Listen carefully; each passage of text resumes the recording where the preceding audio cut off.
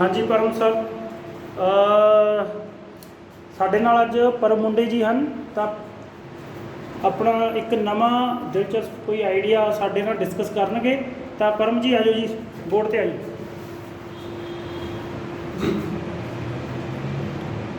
ਥੋੜ੍ਹਾ ਜਿਹਾ ਇੱਧਰ ਆਜੋ ਜੀ, ਥੋੜ੍ਹਾ ਜਿਹਾ ਹੋਰ ਹੋ ਜਾਓ। ਹਾਂਜੀ ਬਸ ਬਹੁਤ। ਹਾਂਜੀ ਹਾਂਜੀ ਹਾਂਜੀ ਤੁਸੀਂ ਮੇਰੇ ਨਾਲ ਗੱਲ ਕਰ ਲਓ ਸਿੱਧੀ ਜੀ, ਬਸ ਮੈਨੂੰ ਸਮਝਾਓ ਕੀ ਸਮਝਾਉਣਾ ਚਾਹੁੰਦੇ ਹੋ ਆਡੀਅנס। ਅੱਜ ਸਵੇਰੇ ਸਵੇਰੇ ਮੇਰੇ ਮਨ ਵਿੱਚ ਇੱਕ ਆਈਡੀਆ ਆਇਆ। ਠੀਕ ਹੈ। ਉਸ ਨੂੰ ਡਿਵੈਲਪ ਕਰਨ ਲਈ ਵੈਸੇ ਤਾਂ ਚਲੋ ਕੰਪਿਊਟਰ 'ਤੇ ਬੈਠ ਕੇ ਲਿਖਤੀ ਰੂਪ ਦੇ ਵਿੱਚ ਜ਼ਿਆਦਾ ਵਧੀਆ ਤਰੀਕੇ ਨਾਲ ਹੋਰ ਸੁੱਝ ਜਾਂਦਾ ਕਿ ਉਸ ਨੂੰ ਅੱਗੇ ਹੋਰ ਡਿਵੈਲਪ ਕਿਵੇਂ ਕਰਨਾ। ਪਰ ਸਵੇਰ ਦਾ ਮੈਂ ਅੱਜ ਥੋੜ੍ਹਾ ਆਊਟਸਾਈਡ ਸੀਗਾ ਘਰ ਤੋਂ, ਲੈਪਟਾਪ ਤੋਂ, ਤਾਂ ਠੀਕ ਹੈ ਚਲੋ ਰਸਤੇ 'ਚੋਂ ਤੁਹਾਡੇ ਕੋਲ ਰੁਕੇ ਤਾਂ ਤੁਹਾਡੇ ਨਾਲ ਸਾਂਝਾ ਕਰਦਾ। ਅਤੇ ਮੌਕਾ ਲੱਗ ਗਿਆ। ਮੈਨੂੰ ਨਹੀਂ ਪਤਾ ਕਿ ਇਸ ਦੀ ਅੱਗੇ ਜਿਹੜੀ ਡਿਟੇਲ ਆ ਕੀ ਹੈ, ਜਾਂ ਇਸ ਦਾ ਅੱਗੇ ਹੋਰ ਵਰਜ਼ਨ ਕੀ ਹੋਣਾ ਚਾਹੀਦਾ, ਇਸ ਤੋਂ ਅੱਗੇ ਕੀ ਬਣੂਗਾ ਇਸ ਦਾ, ਇਹ ਕੋਈ ਵਰਤ ਚੀਜ਼ ਹੈ ਜਾਂ ਨਹੀਂ ਹੈ, ਇਹ ਦੇਖਦੇ ਆਪਾਂ, ਉਹ ਟਰਾਈ ਕਰਦੇ ਹਾਂ। ਬਸ ਬਿਲਕੁਲ ਤਾਂ ਮੇਰੇ ਮਨ 'ਚ ਜੋ ਆਈਡੀਆ ਆਇਆ ਉਹ ਇਹ ਹੈ,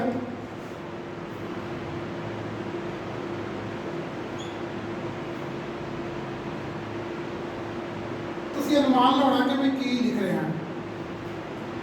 ਠੀਕ ਹੈ ਜੀ। ਤੇ 0 to 1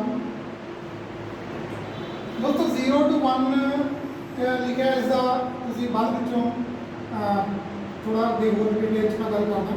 ਚਲੋ ਨਾਲ ਹੀ ਲਿਖਦਾ। ਇੱਕ ਬਿੰਦੂ ਹੈ ਜਾਂ ਜਿਹੜਾ ਇੱਕ ਐਬਸਟਰੈਕਟ ਹੈ।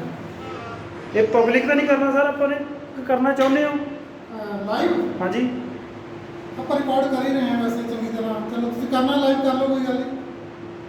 ਆਪਣਾ ਰਿਕਾਰਡ ਦੇ ਵਿੱਚ ਇੱਦਾਂ ਵੀ ਆਪਾਂ ਐਡਿਟ ਕਰ ਸਕਦੇ ਹਾਂ ਉਸ ਨੂੰ। ਬਾਅਦ ਵਿੱਚ ਕੋਈ ਚੀਜ਼ ਵੱਧ ਘੱਟ ਹੋ ਜਾਂਦੀ ਹੈ, ਕਿਸ ਤਰ੍ਹਾਂ ਦੀ ਟੈਕਨੀਕਲ ਡਿਫੀਕਲਟੀ ਆਉਂਦੀ ਹੈ, ਉਹਨੂੰ ਕੀ ਕਰ ਸਕਦੇ ਹਾਂ।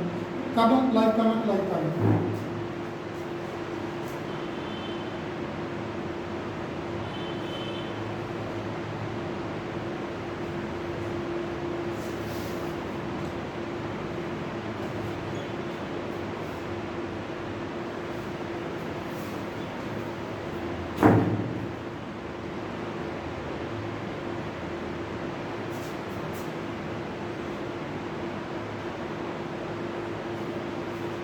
ਮੈਂ ਤਿੰਨ ਚੀਜ਼ਾਂ ਲਿਖੀਆਂ: ਪੁਆਇੰਟ, ਐਬਸਟਰੈਕਟ, 0D।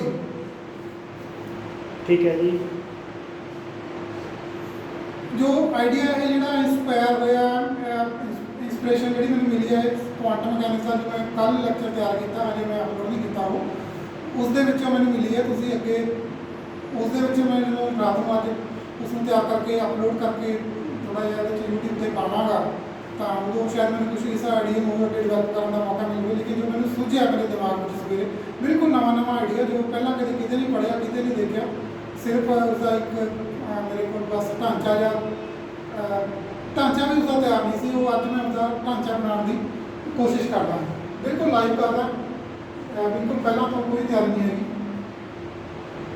ਤਾਂ ਤਿੰਨ ਚੀਜ਼ਾਂ ਲਿਖੀਆਂ ਮੈਂ: ਪੁਆਇੰਟ, ਐਬਸਟਰੈਕਟ ਤੇ 0D। ਤੇ ਅੱਗੇ ਤੀਰ ਦਾ ਨਿਸ਼ਾਨ ਬਣਾਇਆ ਮੈਂ। ਪੁਆਇੰਟ ਤੋਂ ਬਾਅਦ ਲਾਈਨ, ਐਬਸਟਰੈਕਟ ਤੋਂ ਬਾਅਦ ਆਪਾਂ ਇਸ ਨੂੰ ਸਟ੍ਰਿੰਗ ਲਿਖ ਦਿੰਦੇ ਹਾਂ ਤੇ 0D ਤੋਂ ਬਾਅਦ 1D। ਹਾਲਾਂਕਿ ਜਦੋਂ ਸਟ੍ਰਿੰਗ ਥਿਊਰੀ ਵੀ ਆਪਾਂ ਪੜ੍ਹਾਂਗੇ, ਕਾਫੀ ਬਾਅਦ ਦਾ ਟੌਪਿਕ ਆ ਉਹ ਪੜ੍ਹਨ ਦਾ, ਤਾਂ ਉਸ ਦੇ ਵਿੱਚ ਸਟ੍ਰਿੰਗ ਦੇ ਬਾਰੇ ਜਿਵੇਂ ਸਾਇੰਟਿਸਟਾਂ ਨੇ ਥਿਊਰੀ ਦਿੱਤੀ ਹੈ ਸਟ੍ਰਿੰਗ ਥਿਊਰੀ, ਉਸ ਤਰ੍ਹਾਂ ਨਾਲ ਪੜ੍ਹਾਂਗੇ। ਲੇਕਿਨ ਫਿਲਹਾਲ ਆਪਾਂ ਚਲੋ ਇਸਦਾ ਨਾਮ ਦਿੱਤਾ, ਨਾਮ ਆਪਾਂ ਦੇ ਸਕਦੇ ਹਾਂ ਪੁਆਇੰਟ ਤੋਂ ਲਾਈਨ, ਐਬਸਟਰੈਕਟ ਤੋਂ ਸਟ੍ਰਿੰਗ, 0D ਤੋਂ 1D। इसका मतलब की है? इसका मतलब है जी वाइब्रेशन।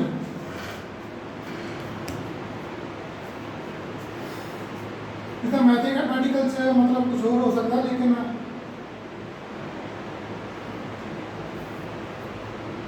कि एब्सट्रैक्ट तो स्ट्रिंग की वाइब्रेशन है जी, एब्सट्रैक्ट तो स्ट्रिंग की जी कंपन है, पॉइंट तो लाइन तक की। एक बहुत बेसिक स्ट्राइक है इसके, जो एक अक्सर सवाल पूछा जाता है ਕਿ ਕ੍ਰੀਏਸ਼ਨ ਆਫ ਯੂਨੀਵਰਸ ਆ ਜਿਹੜੀ,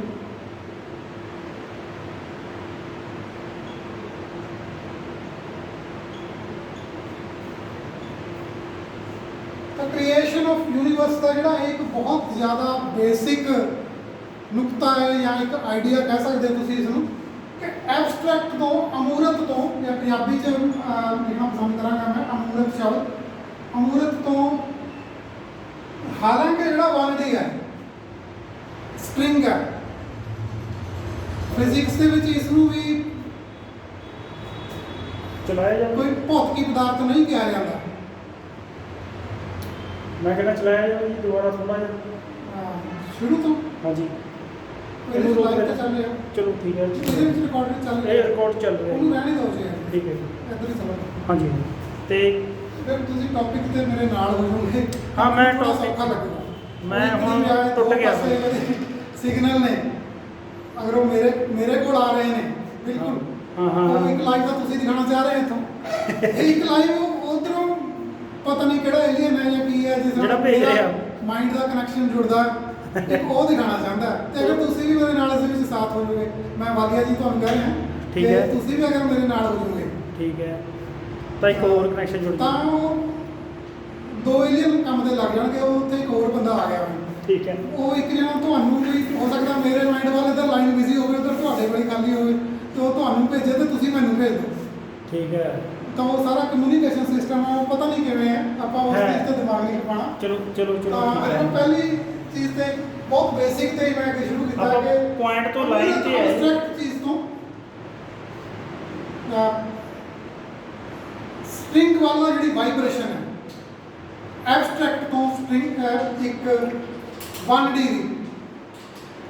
ਇਸ ਤੋਂ ਪਹਿਲਾਂ ਕਿ ਆਪਾਂ ਇਸ ਚੀਜ਼ ਨੂੰ ਸਮਝੀਏ ਕਿ ਇਹ ਕੀ ਹੈ, 0 ਤੋਂ 1 ਦੀ ਜਿਹੜੀ ਇੱਥੇ ਮੈਂ ਪਹਿਲਾਂ ਮੈਥਮੈਟੀਕਲ ਰੂਪ ਇਸ ਦਾ ਇਹ ਲਿਖ ਰਿਹਾ ਹਾਂ ਮੈਂ ਇੱਧਰ, ਇਹ ਮੈਥਮੈਟੀਕਲ ਹੈ, ਇੱਧਰ ਸਾਰਾ ਮੈਥ ਹੈ।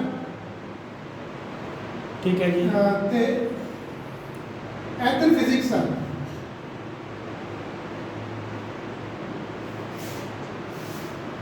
ਠੀਕ ਹੈ, ये लाइन तो इधर सारी पर फिजिक्स लिख रहे हैं, इधर मैथ 0 ਤੋਂ 1 ਦੀ ਇਧਰ 0 ਤੋਂ 1 ਦੀ ਜਿਹੜੀ ਆਪਸੀ ਕੰਪਨ ਹੈ, ਵਾਈਬ੍ਰੇਸ਼ਨ।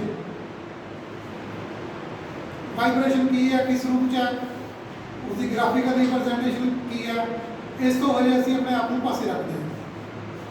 ਦੂਜੇ ਪਾਰਟ ਤੇ ਚੱਲਦੇ ਹਾਂ। ਦੂਜਾ ਪਾਰਟ ਆਪਾਂ ਇੱਥੇ ਲਿਖ ਦਿੰਦੇ ਹਾਂ ਨੀਚੇ, ਇਸ ਤੋਂ ਤੀਜੇ ਲਈ ਫਿਰ ਆਪਾਂ ਨੂੰ ਉੱਪਰ ਬੜਾ ਘੇਰਨਾ ਪਏਗਾ ਸਾਰਾ। ਦੂਜੇ 1 ਤੋਂ 2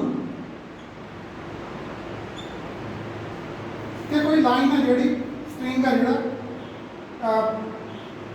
ਪੁਆਇੰਟ ਆਪਾਂ ਇਸ ਨੂੰ ਲਾਈਨ ਕਹਿ ਦਿੰਦੇ ਹਾਂ। ਐਬਸਟ੍ਰੈਕਟ ਨੂੰ ਆਪਾਂ ਸਟ੍ਰਿੰਗ ਕਹਿ ਦਿੰਦੇ ਹਾਂ। ਮਤਲਬ ਇਸ ਦੀ ਵੀ ਆਪਾਂ ਇਹ ਲਿਖਦੇ ਹਾਂ, ਉੱਧਰ ਵਾਲੇ ਇੱਧਰ ਲਿਖਣੇ ਆਪਾਂ ਨੂੰ ਸਟ੍ਰਿੰਗ। ਤੇ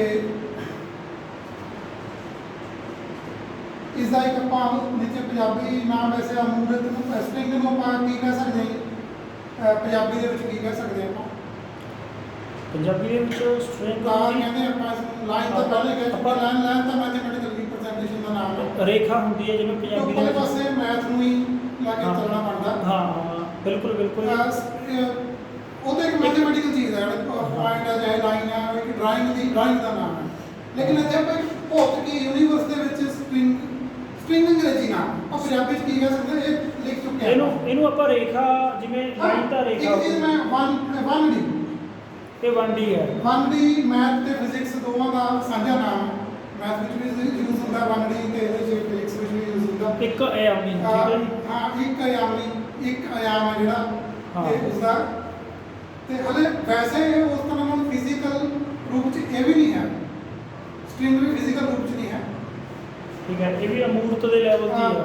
ਅਮੂਰਤ ਦੇ ਲੈਵਲ ਤੇ ਹੀ ਹੈ, ਤੇ ਸਿਰਫ ਉਸ ਤੋਂ ਇੱਕ ਲੈਵਲ ਅੱਗੇ ਹੈ, ਉਸ ਤੋਂ ਅਗਲਾ ਲੈਵਲ ਹੈ। ਅਮੂਰਤ ਦਾ ਇੱਕ ਬੇਸਿਕ ਲੈਵਲ ਹੈ 1 0, ਤੇ ਇਸ ਦੇ ਬਾਰੇ ਤਾਂ ਅਕਸਰ ਇਹ ਲਾਈਨ ਵੀ ਕਹੀ ਜਾਂਦੀ ਹੈ ਕਿ you can not do PhD on 0, ਕਿ ਤੁਸੀਂ 0 ਦੇ ਉੱਤੇ PhD ਨਹੀਂ ਕਰ ਸਕਦੇ। ऐसा टॉपिक है, जो ऐसा सब्जेक्ट है, ऐसा कंसेप्ट है ਇਸ ਦੇ ਉੱਤੇ PhD ਨਹੀਂ ਕਰ ਸਕਦੇ। हाँ बिल्कुल बिल्कुल ठीक ਇਹ है। ਅਕਸਰ ਕਿਹਾ ਗਿਆ। चलो ਤਾਂ ਲਾਈਨ ਸਟ੍ਰਿੰਗ ਤੋਂ ਅੱਗੇ ਵਾਈਬ੍ਰੇਸ਼ਨ ਹੈ 2D ਦੀ।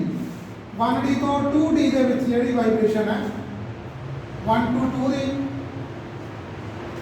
ਵੈਸੇ ਕੁਆਂਟਮ ਮਕੈਨੀਕਲ ਵੀ ਹੋ ਸਕਦੀ ਹੈ ਜਾਂ ਉਹਦੇ ਵਿੱਚ ਵੀ ਆਪਾਂ ਇਸ ਨੂੰ ਸਟੱਡੀ ਕਰ ਸਕਦੇ ਹਾਂ ਕਿਸੇ ਤਰ੍ਹਾਂ ਨਾਲ। ਤੇ ਜਿਹੜਾ ਆਪਣਾ ਅੱਗੇ ਲੈਕਚਰ ਆਉਣ ਵਾਲਾ ਉਹਦੇ ਵਿੱਚ ਕੁਝ ਇਸ ਤਰ੍ਹਾਂ ਦਾ ਹੀ ਸਮਾਨ ਹੈ, ਪਰ ਇਸ ਤੋਂ ਡਿਫਰੈਂਟ ਹੈ, ਥੋੜੇ ਹੋਰ ਅੰਦਾਜ਼ ਵਿੱਚ ਹੈ। ਤਾਂ ਇਹ ਜਿਹੜੀ ਲਾਈਨ ਹੈ ਏਰੀਆ ਕਹਿ ਲਓ, ਇਸ ਨੂੰ ਪਲੇਨ ਕਹਿ ਲਓ, ਹੋਰ ਕਿਹੜਾ ਸ਼ਬਦ ਹੋ ਸਕਦਾ ਜਿਸ ਨਾਲ ਮੈਚਿੰਗ ਹੈ ਜਿਹੜਾ प्लेन बहुत बढ़िया शब्द है जी। ਏਰੀਆ, ਪਲੇਨ, ਸਰਫੇਸ ਕਹਿ ਲਓ। सरफेस सही गल।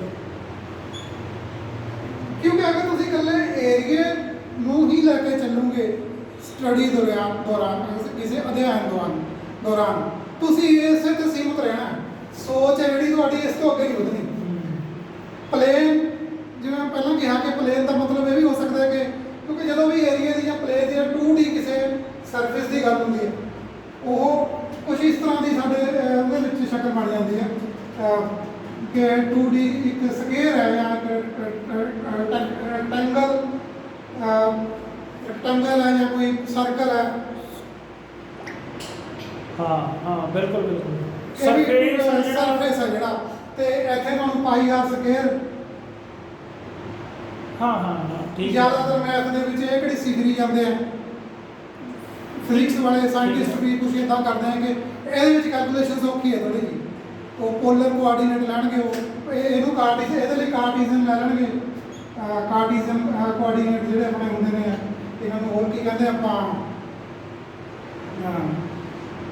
कार्टेशियन कोऑर्डिनेट ਕਾਰਟੀਜ਼ਨ ਕੋਆਰਡੀਨੇਟ ਸਿਸਟਮ ਬਸ। हाँ जी हाँ।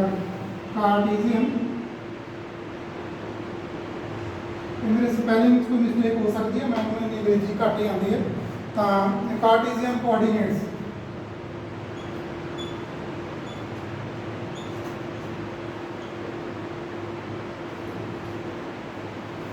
ਜਾਂ ਕਿ ਸਰਫੇਸ ਹੈ।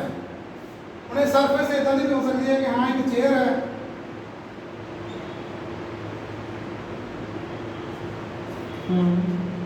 ਇਹ 2D ਤੋਂ ਇਕੱਲਾ ਇਹੀ ਮਤਲਬ ਨਹੀਂ, ਨਾ ਹੀ ਇਕੱਲਾ ਇਹ ਮਤਲਬ ਹੈ। ਸਰਫੇਸ ਵੀ ਇੱਕ ਮਤਲਬ ਹੈ ਇਸਦਾ ਕਿ ਅਸੀਂ ਇਸ ਨੂੰ ਪੇਂਟ ਕਰਨਾ ਹੈ। ਪੇਂਟ ਇਸ ਦੀ ਸਰਫੇਸ ਤੇ ਕਰਨਾ ਹੈ 2D ਤੇ। ਪੇਂਟ ਇਸ ਦੇ ਅੰਦਰ ਨਹੀਂ ਪੜਦਾ ਜਾਂ ਪਾਲਿਸ਼ ਕਰਨੀ ਹੈ, ਉਹ ਅਸੀਂ ਉੱਪਰ ਕਰਦੇ ਹਾਂ। और वो दी शेप कोई भी हो सकती है। ਬੜੇ ਪਤਲੀ ਲੇਅਰ ਚੜਾਉਂਦੇ ਆ ਉੱਤੇ, ਉਹ ਵੀ 2D ਦੇ ਵਿੱਚ ਆ ਜਾਂਦਾ ਹੈ। ਤਾਂ ਨੋ ਡਾਊਟ ਕਿ ਉਸਦਾ ਵੀ ਮੈਥਮੈਟਿਕਸ ਜਿਹੜਾ ਉਹ ਇਹਨਾਂ ਤੋਂ ਹੀ ਅੱਗੇ ਇੰਸਪਾਇਰ ਹੋ ਕੇ ਬਣਦਾ। ਪਰ ਕੁਆਂਟਮ ਮਕੈਨਿਕਸ ਇਹ ਇਹਨਾਂ ਚੀਜ਼ਾਂ ਦਾ ਦੁਸ਼ਮਣ ਹੈ। ਇਹ ਇਸ ਸਟੱਡੀ ਦਾ ਬੜਾ ਦੁਸ਼ਮਣ ਹੈ।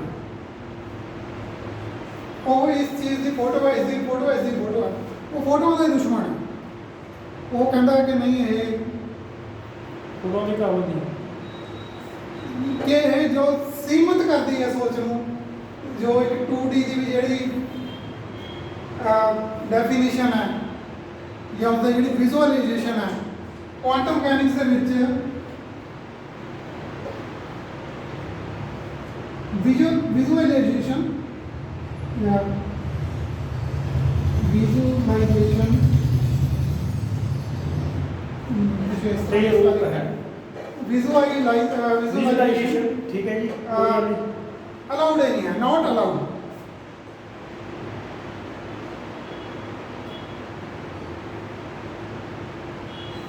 ਤੇ ਜਿਸ ਦਿਨ ਤੁਸੀਂ ਇਹ ਚੀਜ਼ ਨੂੰ ਸਮਝ ਗਏ, ਵਿਜ਼ੂਅਲਾਈਜੇਸ਼ਨ ਨॉट ਅਲਾउड ਕਿਉਂ ਹੈ, ਉਸ ਦਿਨ ਮੈਂ ਕਹਾਂਗਾ ਕਿ ਤੁਹਾਨੂੰ ਸਮਝ ਆ ਗਈ। ਇਸ ਦੀ ਤੁਸੀਂ ਇਸ ਨੂੰ ਚੰਗੀ ਤਰ੍ਹਾਂ ਸਮਝ ਗਏ। ठीक है। ਤੇ ਅੱਗੇ ਆਇਨਸਟਾਈਨ ਤਾਂ ਇਹ ਵੀ ਕਹਿੰਦਾ ਕਿ ਜੇ ਤੁਸੀਂ ਕਿਸੇ ਚੀਜ਼ ਨੂੰ ਕਿਸੇ ਹੋਰ ਨੂੰ ਸਮਝਾ ਨਹੀਂ ਸਕਦੇ, ਇਹਦਾ ਮਤਲਬ ਤੁਸੀਂ ਖੁਦ ਵੀ ਨਹੀਂ ਸਮਝੇ। ਤਾਂ ਮੈਨੂੰ ਤੁਸੀਂ ਇਹ ਸਵਾਲ ਕਰ ਸਕਦੇ ਆ ਕਿ ਕਿਆ ਤੁਸੀਂ ਇਸ ਨੂੰ ਸਮਝ ਕੇ ਮੈਂ ਇਸ ਨੂੰ ਸਮਝਦਾ? ਤਾਂ ਹਾਂ, ਮੈਂ ਸਮਝਦਾ। ਮੈਂ ਸਮਝਾਉਣ ਦੀ ਕੋਸ਼ਿਸ਼ ਵੀ ਕਰ ਰਿਹਾ। ठीक है। ਤੇ ਉਸ ਚੀਜ਼ ਦੇ ਲਈ ਮੈਂ ਇਹ ਜਿਹੜਾ ਅੱਜ ਪੰਗਾ ਲਿਆ ਕਿ ਕਿਉਂਕਿ ਜਿੱਥੇ ਤੁਸੀਂ 3D 4D ਦਾ ਸਪੇਸ ਟਾਈਮ ਹੈ,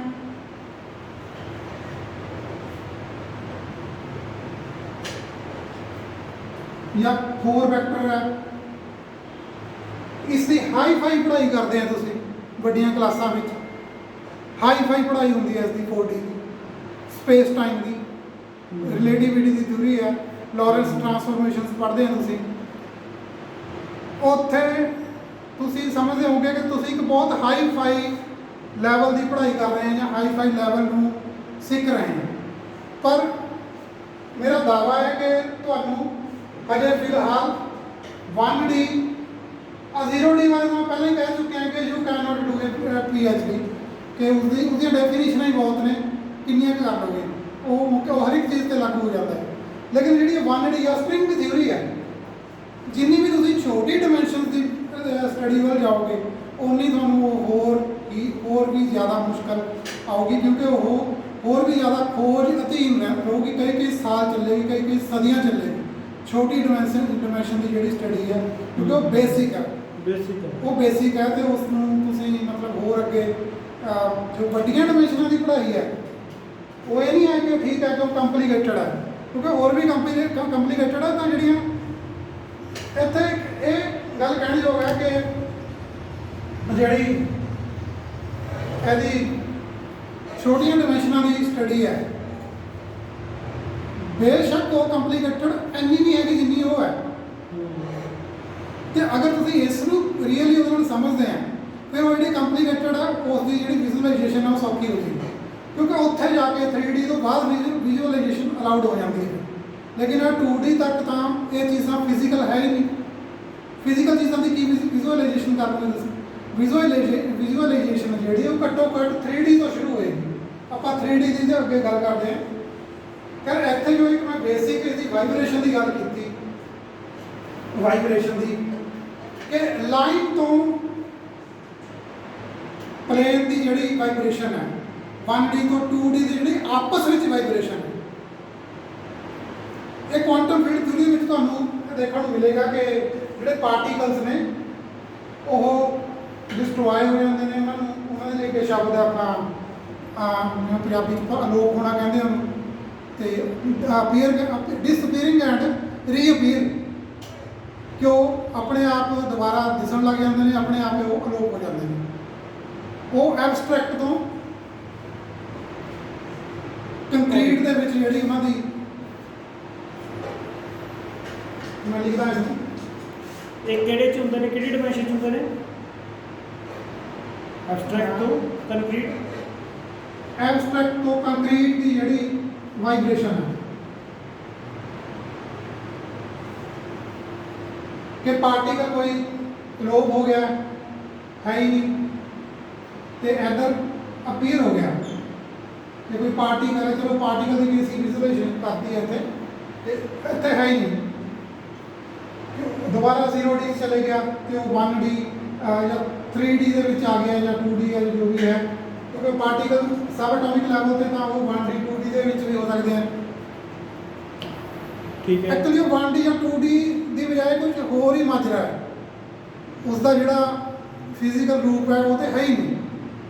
ਫਿਜ਼ੀਕਲ ਰੂਪ ਤੇ ਉਦੋਂ ਬਣਨਾ ਜਦੋਂ ਤੁਸੀਂ ਉਸ ਨੂੰ ਡਿਟੈਕਟ ਕਰਦੇ ਹੋ।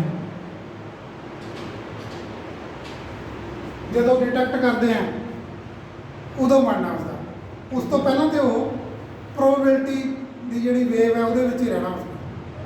ਤਾਂ ਉਹ ਇੱਕ ਐਸੀ ਸਮਝ ਹੈ, ਮੈਂ ਆਪਣੇ ਵੀਡੀਓ ਵਿੱਚ ਵੀ ਦਿੱਤੀ ਸੀਗੀ, ਉਹ ਜਿਹੜੀ ਸਭ ਤੋਂ ਪਹਿਲੀ ਵੀਡੀਓ ਹੈ ਐਜ਼ ਇੱਕ ਪ੍ਰੋਫੈਸ਼ਨਲ ਵੀਡੀਓ ਦੀ ਤਰ੍ਹਾਂ, ਕਣ ਤੇ ਤਰੰਗ ਵਾਲੀ, ਸਭ ਤੋਂ ਪਹਿਲੀ ਵਾਰੀ ਮੈਂ ਬਣਾਈ YouTube ਤੇ ਪਾਈ ਹੈ ਜੋ, ਉਹ ਇੱਕ ਬਹੁਤ ਬੇਸਿਕ ਨੌਲੇਜ ਨੂੰ ਹਿੱਟ ਕਰਦੀ ਹੈ, ਜੋ ਡਬਲ ਸਲਿਟ ਐਕਸਪੈਰੀਮੈਂਟ ਦੇ ਵਿੱਚ ਬਾਰ-ਬਾਰ ਕਿੰਨੇ YouTube ਦੇ ਵੀਡੀਓ ਨੇ, ਹਿੰਦੀ ਵਿੱਚ ਵੀ ਮਿਲਣਗੇ ਤੁਹਾਨੂੰ, ਅੰਗਰੇਜ਼ੀ 'ਚ ਵੀ, ਮੇਰੇ ਖਿਆਲ ਨਾਲ ਗਿਣਤੀਆਂ ਨਹੀਂ ਕਰੀ ਜਾ ਸਕਦੀ ਉਹਨਾਂ ਦੀ, ਕਿੰਨੇ ਇੰਨੇ ਵੀਡੀਓ ਲੋਕਾਂ ਨੇ ਪਾਏ ਨੇ ਬਣਾ ਕੇ ਵੇਵ ਪਾਰਟੀਕਲ ਡਿਊਰੇਟੀ। ਅੱਜ ਮੈਂ ਇੱਕ ਪੋਸਟ ਵੀ ਪਾਈ ਸੀਗੀ ਫੇਸਬੁੱਕ ਦੇ ਵਿੱਚ ਕਿ ਜਿਹੜੀ ਰੋਸ਼ਨੀ ਆ ਉਹ ਕੀ ਹੈ, ਕਿਆ ਉਹ ਪਦਾਰਥ ਹੈ, ਤੇ ਅਗਰ ਉਹ ਪਦਾਰਥ ਹੈ ਉਹਨੂੰ ਫਿਰ ਤਾਂ ਅਸੀਂ ਖਾ ਵੀ ਸਕਦੇ ਹਾਂ। ਉਹ ਗੱਲ ਅਲੱਗ ਹੈ ਕਿ ਉਹ ਖਾਣ ਯੋਗ ਹੈ ਜਾਂ ਨਹੀਂ, ਉਹ ਜ਼ਹਿਰੀਲਾ ਹੈ, ਕੌੜਾ ਕੀ ਹੈ, ਮਿੱਠਾ, ਉਹ ਗੱਲ ਅਲੱਗ ਹੈ। ਲੇਕਿਨ ਉਹ ਆਪਣੇ ਮਾਨਯੋਗ ਜਿਹੜੇ ਮੈਂਬਰ ਹੈ ਉਹਨਾਂ ਨੇ ਸਾਰਿਆਂ ਨੇ ਖਾਣ ਵਾਲੇ ਪਾਸੇ ਨੂੰ ਦਾ ਜਿਹੜਾ ਨਜ਼ਰੀਆ ਉਹ ਲੈ ਲਿਆ, ਉਹਨਾਂ ਨੇ ਡੀਪਲੀ ਉਸ ਨੂੰ ਉਹ ਨਹੀਂ, ਉਹਦੀ ਜਿਹੜੀ ਡੈਪਥ ਵਿੱਚ ਮੈਂ ਜੋ ਕਹਿਣਾ ਚਾਹਿਆ ਸੀ ਉਹ ਉਹਦੇ ਉੱਤੇ ਧਿਆਨ ਨਹੀਂ ਦਿੱਤਾ ਕਿ ਮੈਂ ਕੀ ਕਹਿਣਾ ਚਾਹੁੰਦਾ ਉਸਦੇ ਵਿੱਚ। ਤਾਂ ਉਹ ਮੈਂ ਇਹ ਕੁਝ ਕਹਿਣਾ ਚਾਹੁੰਦਾ ਸੀ ਉਹਦੇ ਵਿੱਚ। ਮੇਰੇ ਦਿਮਾਗ ਦੇ ਵਿੱਚ ਉਦੋਂ ਆਹੀ ਆਇਆ ਸੀਗਾ, ਪੇੜ ਪੌਦੇ ਫੋਟੋਸਿੰਥੇਸਿਸ ਉਹ ਪ੍ਰਕਾਸ਼ ਤੋਂ ਹੀ ਕਰਦੇ ਨੇ। ਨਹੀਂ, ਉਹ ਇੱਕ ਹੋਰ ਚੀਜ਼ ਉਹ એનર્ਜੀ ਦੀ ਕੰਜ਼ੰਪਸ਼ਨ ਹੈ ਕਿ ਉਹ light is energy at a primary level, light is energy.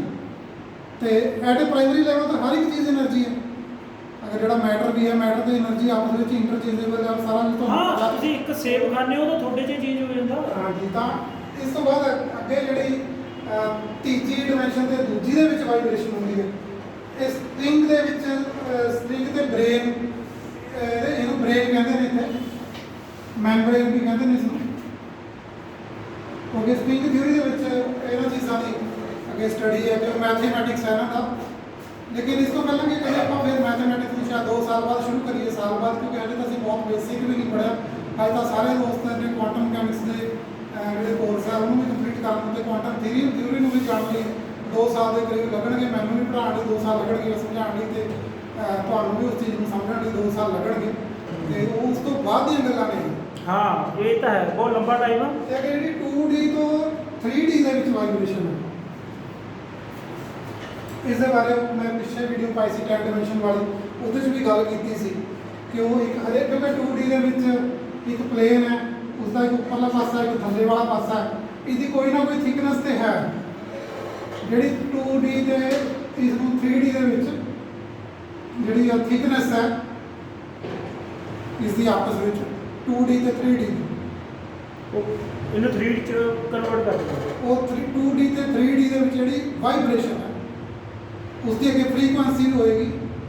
Vibration है तो उसकी फ्रीक्वेंसी होएगी, तो फ्रीक्वेंसी है तो उसके एनर्जी होएगी। अच्छा, जो एनर्जी है तो क्वांटम मैकेनिक्स होएगा, उसका पूरा हैमिल्टोनियन होएगा, वो सारा मैथ होएगा, उसका मैथमेटिकल, उसकी मैथमेटिकल थ्योरी होएगी फिर उसकी सारी, तो वो अगे पूरी फिजिक्स बनेगी उसकी सारी। परम भाजी, मैं एक सवाल पूछना चाहता हाँ भी ਜਿਹੜੀ ਤੁਸੀਂ ਇਹ ਸਾਰੀਆਂ ਡਾਈਮੈਂਸ਼ਨਾਂ ਲੈ ਰਹੇ ਹੋ, ਇਹ ਸਪੇਸ ਬਣਨ ਤੋਂ ਬਾਅਦ ਦੀਆਂ ਨੇ ਕਿ ਸਪੇਸ ਬਣਨ ਦੇ ਵੀ ਉਸ ਟਾਈਮਲਾਈਨ ਦੇ ਬਰਾਬਰ ਚੱਲ ਰਹੀ ਆ, ਵੀ ਇਸੇ ਨਾਲ ਸਪੇਸ ਵੀ ਬਣਦਾ ਜਾ ਰਿਹਾ, ਵੀ ਇਹ ਸਪੇਸ ਦੇ ਵਿੱਚ ਰਹਿ ਕੇ ਅਸੀਂ ਇਹਨਾਂ ਨੂੰ ਅਜ਼ਿਊਮ ਕਰ ਰਹੇ ਹਾਂ ਕਿ ਸਪੇਸ ਵੀ ਹੁਣ ਉਹ ਬਣ ਰਿਹਾ ਤੇ ਉਹਦੇ ਵਿੱਚ ਸਾਰੇ ਪਾਰਟੀਕਲ ਨਾਲ ਨਾਲ ਬਣ ਜਾ ਰਹੇ, ਵੀ ਇਹ ਕਿਹੜੀ ਟਾਈਮਲਾਈਨ ਤੇ ਹੈ ਜੀ ਇਹ ਸਾਰੀ ਗੱਲਬਾਤ? ਦੇਖੋ, ਜਿਹੜਾ ਕੁਆਂਟਮ ਮਕੈਨਿਕਸ ਹੈ ਇਹ ਤੁਹਾਨੂੰ ਇਸ ਚੀਜ਼ ਦੀ ਜਿਹੜੀ ਅਸਲੀ ਕਹਾਣੀ ਹੈ ਉਹ ਨਹੀਂ ਬਿਆਨ ਕਰੇਗਾ, ਕਹਾਣੀ ਨਹੀਂ ਬਿਆਨ ਕਰੇਗਾ, but it will tell you how does this work. ਠੀਕ ਹੈ, ਉਸਦੀ ਤੁਹਾਨੂੰ ਕਾਰਜ ਪ੍ਰਣਾਲੀ ਸਮਝਾ ਸਕਦਾ, ਉਸ ਨੂੰ ਲਿਖਾ ਸਕਦਾ, ਉਸ ਨੂੰ ਤੁਹਾਨੂੰ ਪੜ੍ਹਾ ਸਕਦਾ, ਉਸ ਨੂੰ ਇਹ ਤੁਹਾਨੂੰ ਉਸ ਦੀਆਂ ਜਿਹੜੀ ਥਿਊਰੀ ਦੱਸ, ਉਹਦਾ ਮੈਥਮੈਟਿਕਸ ਦੱਸ ਸਕਦਾ, ਉਸ ਨੂੰ ਸਮਝਣ ਦਾ ਤਰੀਕਾ ਦੱਸ ਸਕਦਾ। ਕੀ ਕੁਆਂਟਮ ਮਕੈਨਿਕਸ ਸਪੇਸ ਦਾ ਮੈਥਮੈਟਿਕਸ ਸਮਝਾਉਂਦਾ ਜੀ? ਇਹ ਤੁਸੀਂ ਇਹੀ ਸਮਝਾ ਰਹੇ ਹੋ ਨਾ ਸਾਨੂੰ? ਇਹ ਸਾਡੇ ਜਿਹੜਾ ਡਾਈਮੈਂਸ਼ਨ ਹੈ ਜੀ, ਕੁਆਂਟਮ ਮਕੈਨਿਕਸ ਐਕਚੁਅਲੀ ਤੁਹਾਨੂੰ ਪਾਰਟੀਕਲ ਫਿਜ਼ਿਕਸ,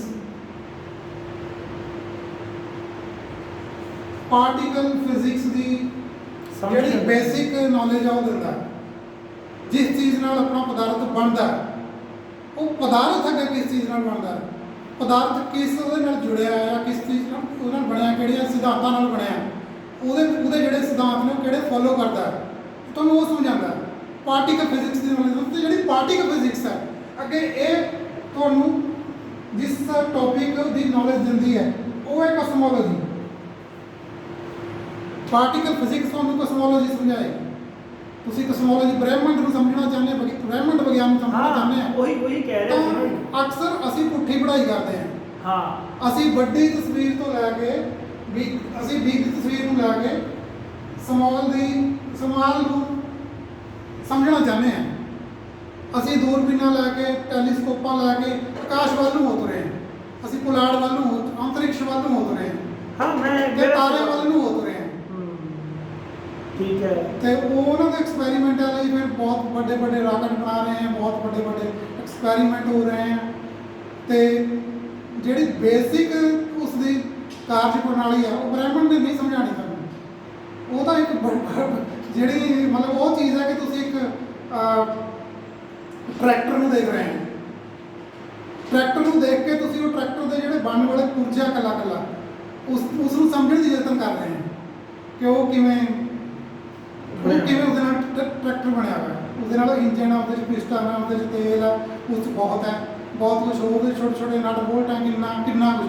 ਤੁਸੀਂ ਉਹਦੇ ਨਟ ਬੋਲਟਾਂ ਨੂੰ ਦੇਖ ਕੇ ਉਹਦਾ ਅੰਦਾਜ਼ਾ ਲਾਉਣ ਦੀ ਕੋਸ਼ਿਸ਼ ਕਰ ਰਹੇ ਹੋ ਕਿ ਉਹ ਟਰੈਕਟਰ ਕਿਵੇਂ ਬਣਿਆ, ਕਿਸ ਨੇ ਬਣਾਇਆ, ਕਿਵੇਂ ਬਣਿਆ ਤਾਂ ਅਲੱਗ ਗੱਲ ਹੈ, ਕਿਸ ਨੇ ਬਣਾਇਆ ਇਹ ਵੀ ਦੇਖਣ ਦਾ ਯਤਨ ਕਰ ਰਹੇ। ਕੀ ਪਤਾ ਲੱਗ ਪਾਓਗੇ ਤੁਸੀਂ ਟਰੈਕਟਰ ਕਿਸ ਨੇ ਬਣਾਇਆ, ਕਿਸ ਕੰਪਨੀ ਨੇ ਬਣਾਇਆ, ਕਿਵੇਂ ਪਤਾ ਲੱਗਾ ਕੋਈ ਐਸਾ ਟਰੈਕਟਰ ਤੇ ਕੋਈ ਮਾਰਕਾ ਨਾ ਲੱਗਿਆ ਹੋਵੇ, ਬ੍ਰਹਿਮੰਡ ਦੇ ਉੱਤੇ ਕਿਹੜਾ ਮਾਰਕਾ ਲੱਗਿਆ ਹੋਇਆ ਜਿਹੜਾ ਦੱਸੇਗਾ ਕਿ ਹਾਂ ਇਸ ਨੂੰ ਬਣਾਉਣ ਵਾਲੇ ਦਾ ਇਹ ਨਾਮ ਸੀ। ਉਹ ਤੁਸੀਂ ਆਪ ਹੀ ਰੱਖ ਸਕਦੇ ਨਾਮ ਕੁਛ ਵੀ ਹਾਂ ਉਸਨੇ ਬਣਾਇਆ, ਕਿਸੇ ਰੱਬ ਨੇ ਬਣਾਇਆ ਜਾਂ ਕਿਸੇ ਨੇਚਰ ਨੇ ਬਣਾਇਆ, ਕਿਵੇਂ ਮੈਥਮੈਟੀਕਲ ਨਿਯਮਾਂ ਨੇ ਬਣਾਇਆ, ਸਾਇੰਟਿਸਟ ਇਦਾਂ ਕੁਝ ਨਹੀਂ। ਮੈਂ ਸ਼ੁਰੂਆਤ 'ਚ ਇਹੀ ਗੱਲ ਸਮਝ ਚੁੱਕਿਆ ਸੀ ਕਿ ਜਿਹੜਾ ਤੁਸੀਂ ਇੱਕ ਬਿੰਦੂ ਲਿਆ, ਠੀਕ ਹੈ ਨਾ ਜੀ, ਉਹ ਜਿਹੜਾ ਬਿੰਦੂ ਆ ਉਹ ਕਿਹੜੀ ਫਾਰਮ ਨੂੰ ਦਰਸਾਉਂਦਾ ਜੀ? ਉਹ 0D ਫਾਰਮ ਕਿਹੜੀ ਹੈ ਜੀ? ਐਬਸਟ੍ਰੈਕਟ ਆ। 1D ਹੈ ਜਿਹੜਾ ਸਾਡਾ ਸਪੇਸ ਆ, ਜਿਹੜੀ 1D ਹੈ ਉਹ ਵੀ ਇੱਕ ਐਬਸਟ੍ਰੈਕਟ ਹੀ ਹੈ ਵੈਸੇ, ਲੇਕਿਨ 0D ਤੋਂ ਅਗਲਾ ਲੈਵਲ ਹੈ। ਮੈਂ ਪੁੱਛਣਾ ਚਾਹੁੰਦਾ, ਉਸ ਸੌਫਟਵੇਅਰ ਹੀ ਹੁੰਦਾ। ਮੈਂ ਇਹ ਪੁੱਛਣਾ ਚਾਹੁੰਦਾ 0 ਤੋਂ ਲੈ ਕੇ ਜਿਹੜਾ ਇਵਨ 3D ਵੀ ਸੌਫਟਵੇਅਰ ਹੀ ਹੁੰਦਾ। ਜਿਹੜਾ ਖਾਲੀ ਸਪੇਸ 0D ਤੋਂ 3D ਤੱਕ ਸਾਰਾ ਸੌਫਟਵੇਅਰ ਹੈ। ਜਿਹੜਾ ਖਾਲੀ ਸਪੇਸ 3D ਆ ਜੀ, ਉਸ ਨੂੰ 0 ਡਿਗਰੀ ਮੰਨਿਆ ਜਾ ਸਕਦਾ? ਬਿਲਕੁਲ ਮੰਨਿਆ ਜਾਂਦਾ। ਬਿਲਕੁਲ ਜਿਹੜਾ ਖਾਲੀ ਬਿਲਕੁਲ ਮੰਨ ਸਕਦੇ। ਠੀਕ ਹੈ, ਬਿਲਕੁਲ ਮੰਨ ਸਕਦੇ। ਉਹ ਇਸ ਤਰੀਕੇ ਨਾਲ ਮੰਨ ਸਕਦੇ ਕਿ ਨੀਚੇ ਵਾਲਾ ਮੈਂ ਉਠੇ ਰਿਹਾ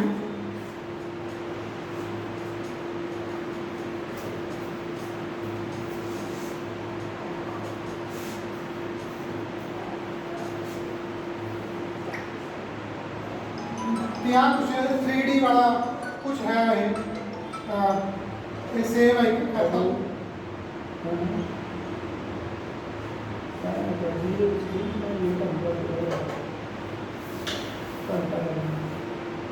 ठीक है, 3D एप्पल है। ठीक है जी। एक्चुअली ये भी एब्स्ट्रैक्ट है।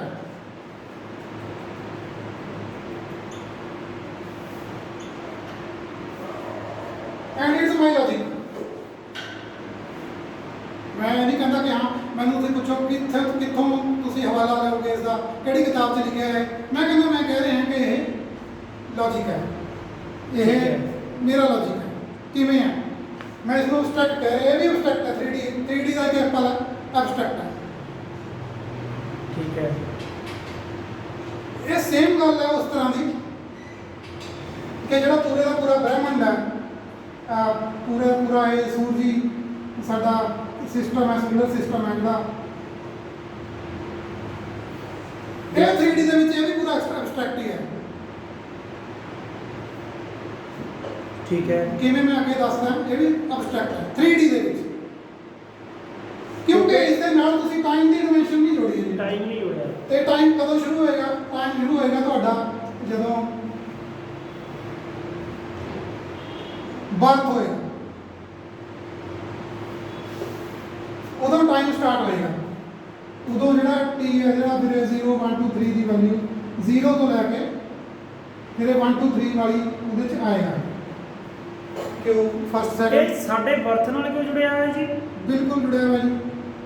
ਅਬਜ਼ਰਵਰ ਤੁਸੀਂ ਕਿਸ ਦੇ ਤੁਹਾਡੇ ਅਬਜ਼ਰਵਰ ਹੀ ਅਬਜ਼ਰਵ ਕਰਕੇ ਹੀ ਸਾਰੀਆਂ ਚੀਜ਼ਾਂ ਨੂੰ ਪੈਦਾ ਕਰਦਾ ਹੈ। ਜੋ ਅਬਜ਼ਰਵਰ ਹੈ ਉਸ ਤੋਂ ਬਿਨਾਂ ਸਾਰੀਆਂ ਚੀਜ਼ਾਂ ਐਬਸਟ੍ਰੈਕਟ ਹੈ। ਮੇਰੀ ਨਜ਼ਰ ਦੇ ਵਿੱਚ ਜਦੋਂ ਮੈਂ ਤੁਹਾਡੇ ਆਫਿਸ ਵਿੱਚ ਨਹੀਂ ਆਇਆ, ਤੁਹਾਡੇ ਆਫਿਸ ਵਿੱਚ ਗਲਾਸ ਦੇ ਉੱਤੇ ਟੇਬਲ ਦੇ ਉੱਤੇ ਗਲਾਸ ਪਿਆ ਨਹੀਂ ਪਿਆ, ਕਿਤਾਬ ਪਈ ਹੈ ਕਿਹੜੀ ਪਈ ਹੈ, ਮੇਰੇ ਲਈ ਐਬਸਟ੍ਰੈਕਟ ਹੈ। ठीक है, ਉਹ ਜਦੋਂ ਮੈਂ ਤੁਹਾਡੀ ਕਲਾਸ ਦੇ ਵਿੱਚ ਐਂਟਰ ਹੋਇਆ 1.5 ਤੋਂ ਪੌਣੇ ਘੰਟੇ ਪਹਿਲਾਂ, ਉਦੋਂ ਮੇਰੀ ਦੁਨੀਆ ਦੇ ਵਿੱਚ ਇਹ ਪਦਾਰਥ ਉਸ ਵੇਲੇ ਨਜ਼ਰ ਆਇਆ, ਉਸ ਵੇਲੇ ਡਿਟੈਕਟ ਹੋਇਆ। ਨਹੀਂ ਮੇਰੇ ਲਈ ਇਹ ਇੱਕ ਪ੍ਰੋਬੈਬਿਲਿਟੀ ਦੀ ਵੇਵ ਦੀ ਤਰ੍ਹਾਂ ਸੀ। ठीक है, ਤੇ ਜਿੰਨੀ ਤੁਸੀਂ ਇਸ ਚੀਜ਼ ਨੂੰ ਸਮਝ ਸਕਦੇ ਹੋ ਜਲਦੀ, ਉਸ ਤੋਂ ਬਾਅਦ ਤੁਹਾਡਾ ਜਿਹੜਾ ਇਹ ਕ੍ਰੀਏਸ਼ਨ ਆਫ ਯੂਨੀਵਰਸ ਵਾਲਾ ਰੌਲਾ ਹੈ ਜਾਂ ਤੁਹਾਡਾ ਅਧਿਐਨ ਹੈ ਕ੍ਰੀਏਸ਼ਨ ਆਫ ਯੂਨੀਵਰਸ,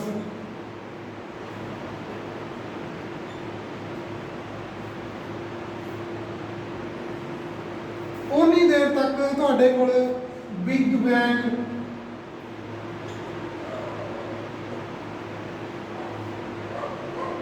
ਉਦੋਂ ਤੱਕ ਤੁਹਾਡੇ ਕੋਲ ਸਟੋਰੀਜ਼ ਹੋਣਗੀਆਂ।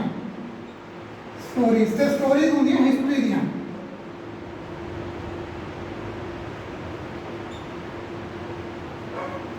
ਸਟੋਰੀਜ਼ ਹਿਸਟਰੀ ਦੀਆਂ ਹੁੰਦੀਆਂ। ਅੱਜ ਸਵੇਰੇ ਮੈਂ ਆਪਣੇ ਹਰਜੀਤ ਸਿੰਘ ਜੀ ਵਾਲੀ, ਕੌਸਮ ਸਿੰਘ ਵਾਲੀ ਜਿਹੜਾ ਪੇਜ ਤੇ ਉਹਨਾਂ ਨੇ ਇੱਕ ਪੰਜਾਬੀ ਟ੍ਰਿਬਿਊਨ ਦੇ ਵਿੱਚ ਇੱਕ ਪਾਇਆ ਵਾ ਆਰਟੀਕਲ। ਹਾਂਜੀ ਹਾਂ। ਮੈਂ ਉਸ ਤੋਂ ਮੈਨੂੰ ਇਹ ਆਈਡੀਆ ਨਜ਼ਰ ਆਇਆ ਕਿ ਉਹ ਯੂਨੀਵਰਸ ਦੀ ਹਿਸਟਰੀ ਉਹਨਾਂ ਨੇ ਲਿਖਤੀ।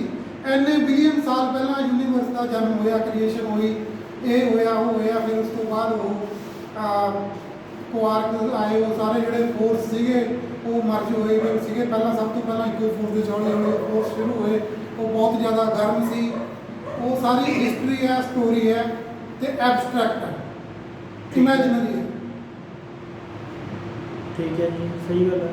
इवन जो सिर्फ कंक्रीट हो है जो किसी ऑब्जर्वर ने डिटेक्ट किया, कल भी डिटेक्ट किया, यस्टरडे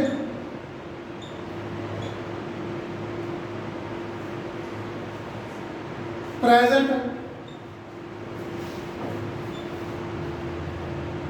ते फ्यूचर, वो तीनों ही सच है। जो कल किसी ने डिटेक्ट किया ऑब्जर्वर को पहुंच गया है।